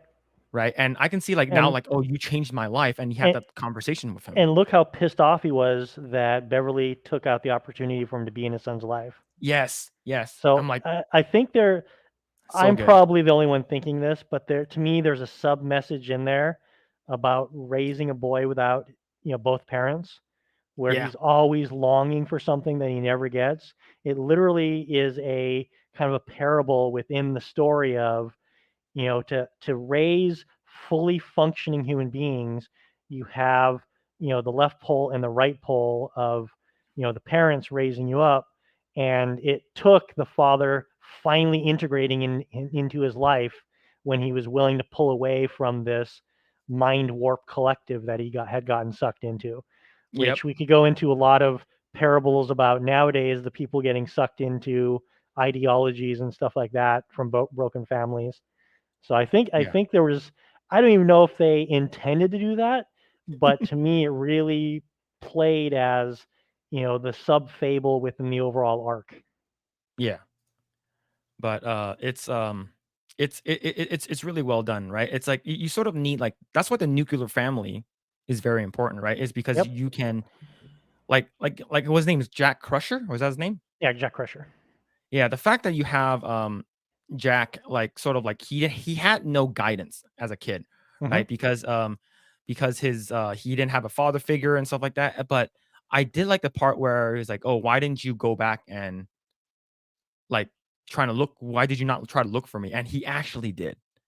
Yeah, one Like time. I'm like, I really like that. And But it was like kind this, of sad. It was the one time at the worst possible time when Picard's oh saying, "I yeah, don't need a family."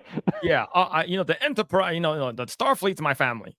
I'm like, oh shit, the one time he shows up and try to rekindle with his biological father, I'm just like, yeah, that's a bad timing. But yeah, it was this scene, the one you're seeing right now. This scene is like, I got goosebumps right here. Like even though Yeah. like I said, I'm not a big Trekkie or anything like that. Like to see he's like, make it so, engage. I'm like, oh shit, he said the thing. The thing that completely blew me away about this, and there was a lot I loved about. I mean, I've watched each episode 2 or 3 times. Is the fact that no one sucked.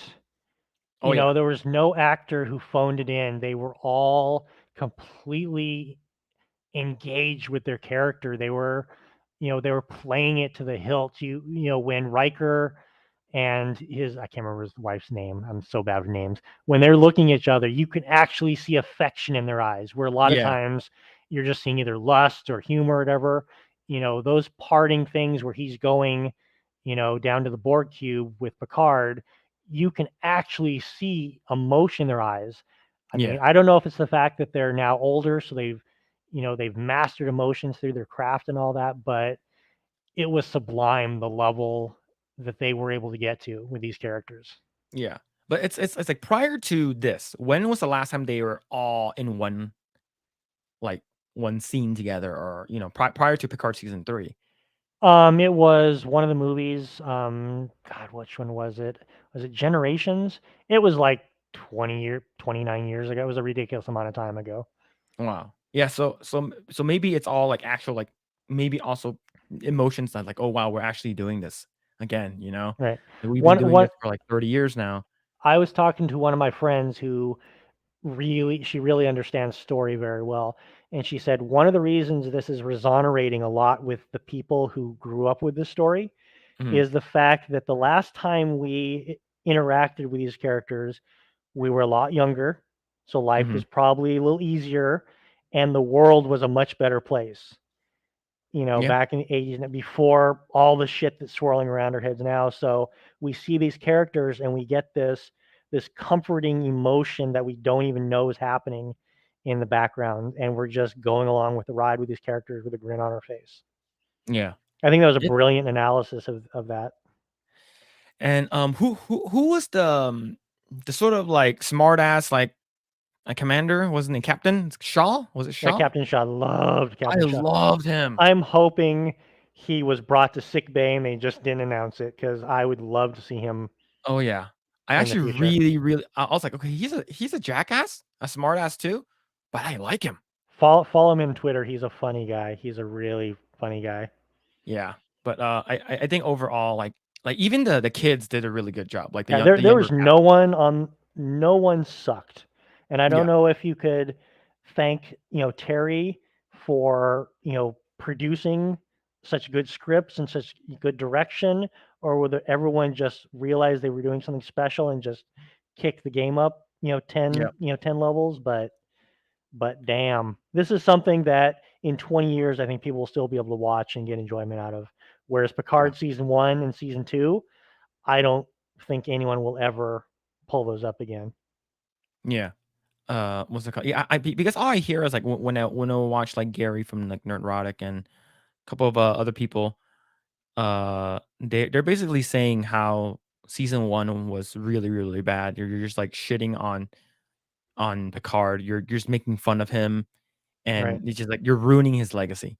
And then all of a sudden, and when season three came out, like outside from you, like I hear like season three is good. I'm like, okay, I'm glad for the Star Trek fans, that the season three is like fixing everything or making everything Mhm. good.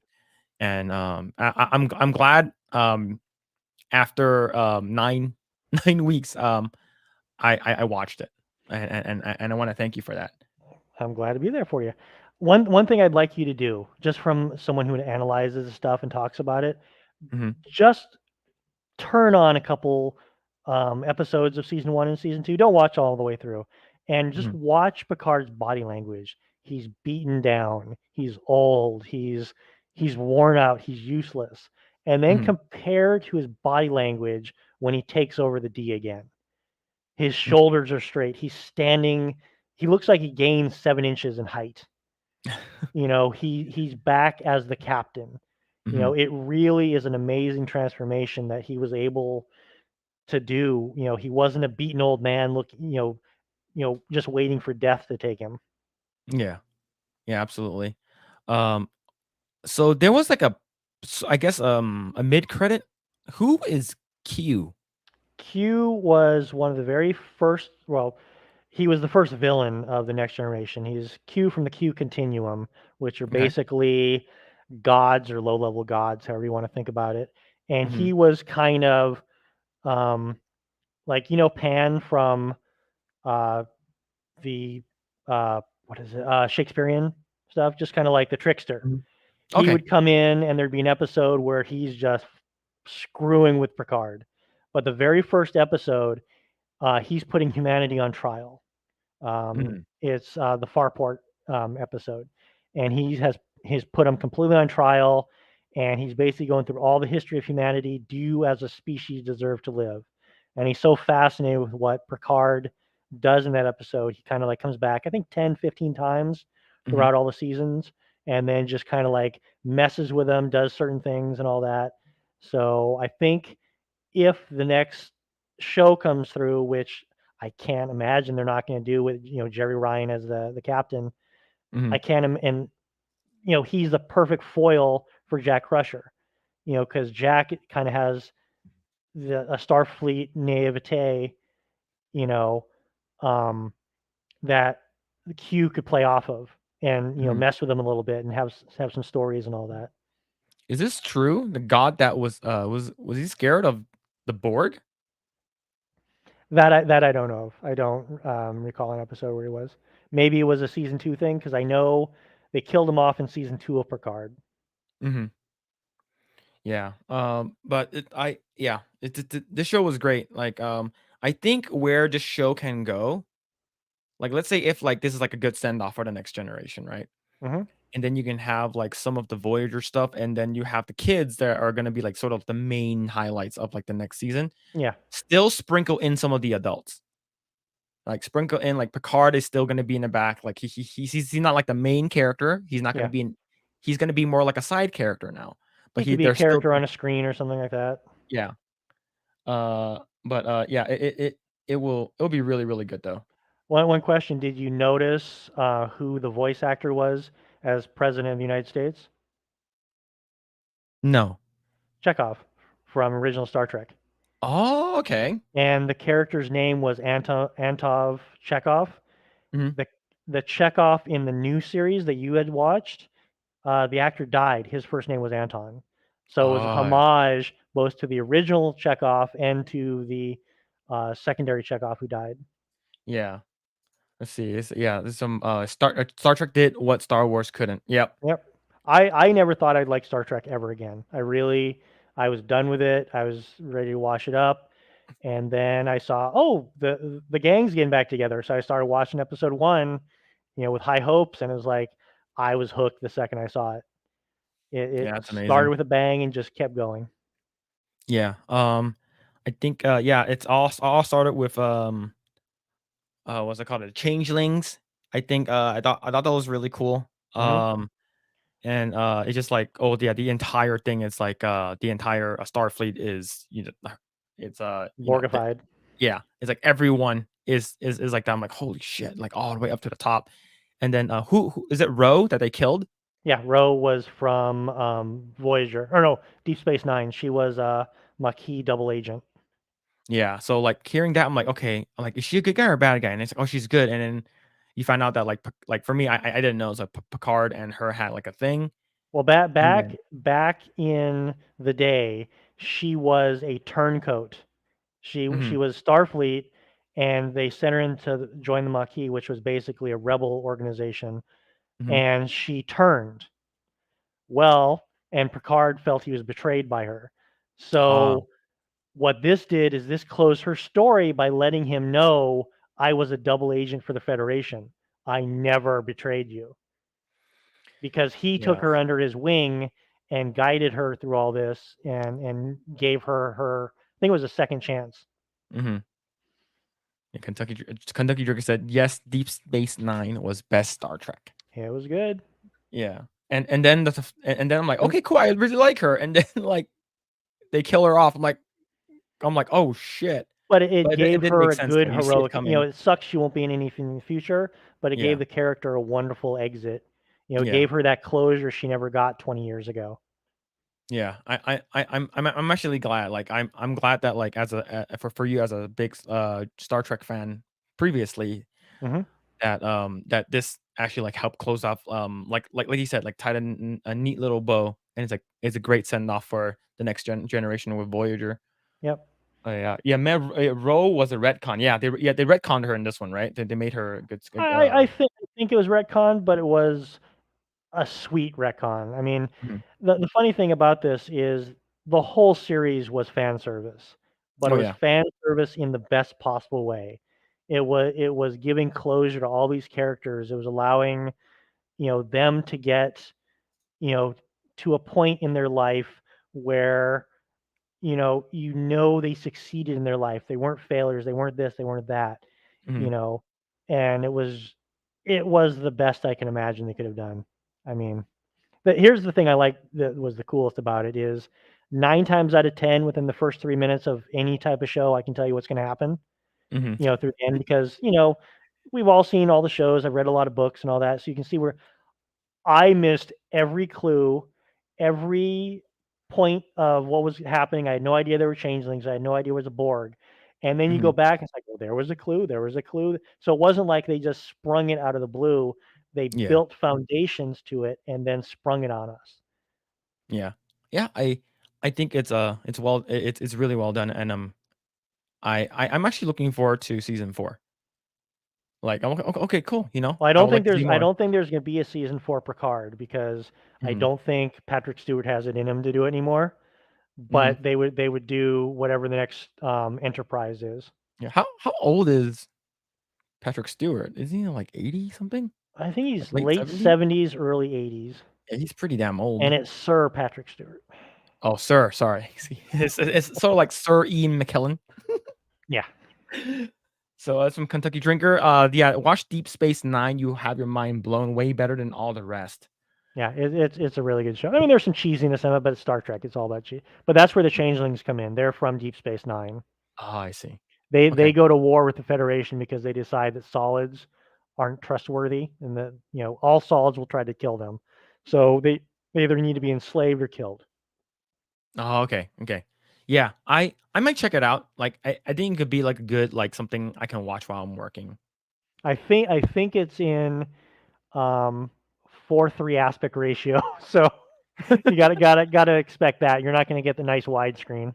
No, that's cool. Like, I would still watch, like, some of the old Simpsons stuff on, like, 4:3. Mhm. Yeah, but, man, that was good. I really enjoyed it, and, it was a great show, and I did like the, sort of like when they were playing poker at the bar, or, like, they're playing cards at the bar, and, Do you like, know why they that scene has so much impact? No. The very last episode of Star Trek Next Generation, they're Mhm. playing cards. So Oh, they ended this series the exact same way they ended the original series. Terry okay. Metalis is a genius in my opinion. The things he pulled from the old to make them new and make them relevant Mhm. without corrupting them with modern entertainment, I think are just brilliant. I think he played every note in the symphony perfectly. Yeah. Yeah, like, I really enjoyed it. Like, I just thought that it was, like, a very cool, like, send off, like, okay, gonna show them playing cards, and then it show so, like, the camera sort of, like, revolving around them. I'm like, "Okay, that's really cool," but I didn't know that it was, like, a homage to something that they did before, which is it's actually really cool. I do really like that. Yep. Alright, do we have anything else to talk about? Or I think that's it, right? I'm spent. Yeah, we're about 3 hours, but thank you so much, Dave, for, sticking around for 3 hours, and thank you for coming in I was as a happy to fill guest. in. Thanks. Yeah, thank you so much. You wanna, you wanna shout out anything or anything like that? Nope, just read a book. A lot of good books Alright. out there. And, for y'all who are actually, interested in what, Dave does, like, you can actually search him up on, IMDb, and, it's if you wanna see, his work. He does not have any YouTube channels or anything, that he's not really on social media at all, but, yeah, go ahead and check him out on IMDb to search up his name. Uh, which book, Dave? Which book? What book? What book you're talking about? There's thousands of good stories out there. If you like fantasy, look up the Mistborn series. You'll enjoy that. I think that's gonna be made a TV show pretty soon. Alright. And, what's it called again? I know you're a big, fan of The Witcher as well, and which I started playing. Yeah, I'm It's, not too thrilled about season 3 though. yeah, true. But alright, cool. And, you can follow me at, mostly anywhere at Mr. Phillip Chan. And, what's it called again? Once again, we won't be live next Saturday. Grae and I will be at the meetup in Vegas, so, we're gonna be out for that most of that week. And, I think Grae will be on his flight back to the Philippines that Saturday. So, next there will be no live stream next Saturday. But, thank you so much, Dave. I really, really appreciate It it, was a for pleasure. you Thank you for hanging having out. me. Yeah, and thank you everyone in the chat who's commented. And, if you haven't already done so, like, share, subscribe to the channel, hit the notification bell. Also, on the bottom of the link, if you want some of our merch, should be on T Public. We do have a Let's Go Brandon and a Project Eggroll shirt near the bottom. But thank you, everyone. Hope you guys have a fantastic day or night, wherever you guys may be. And we'll see you guys next time. I'm waiting.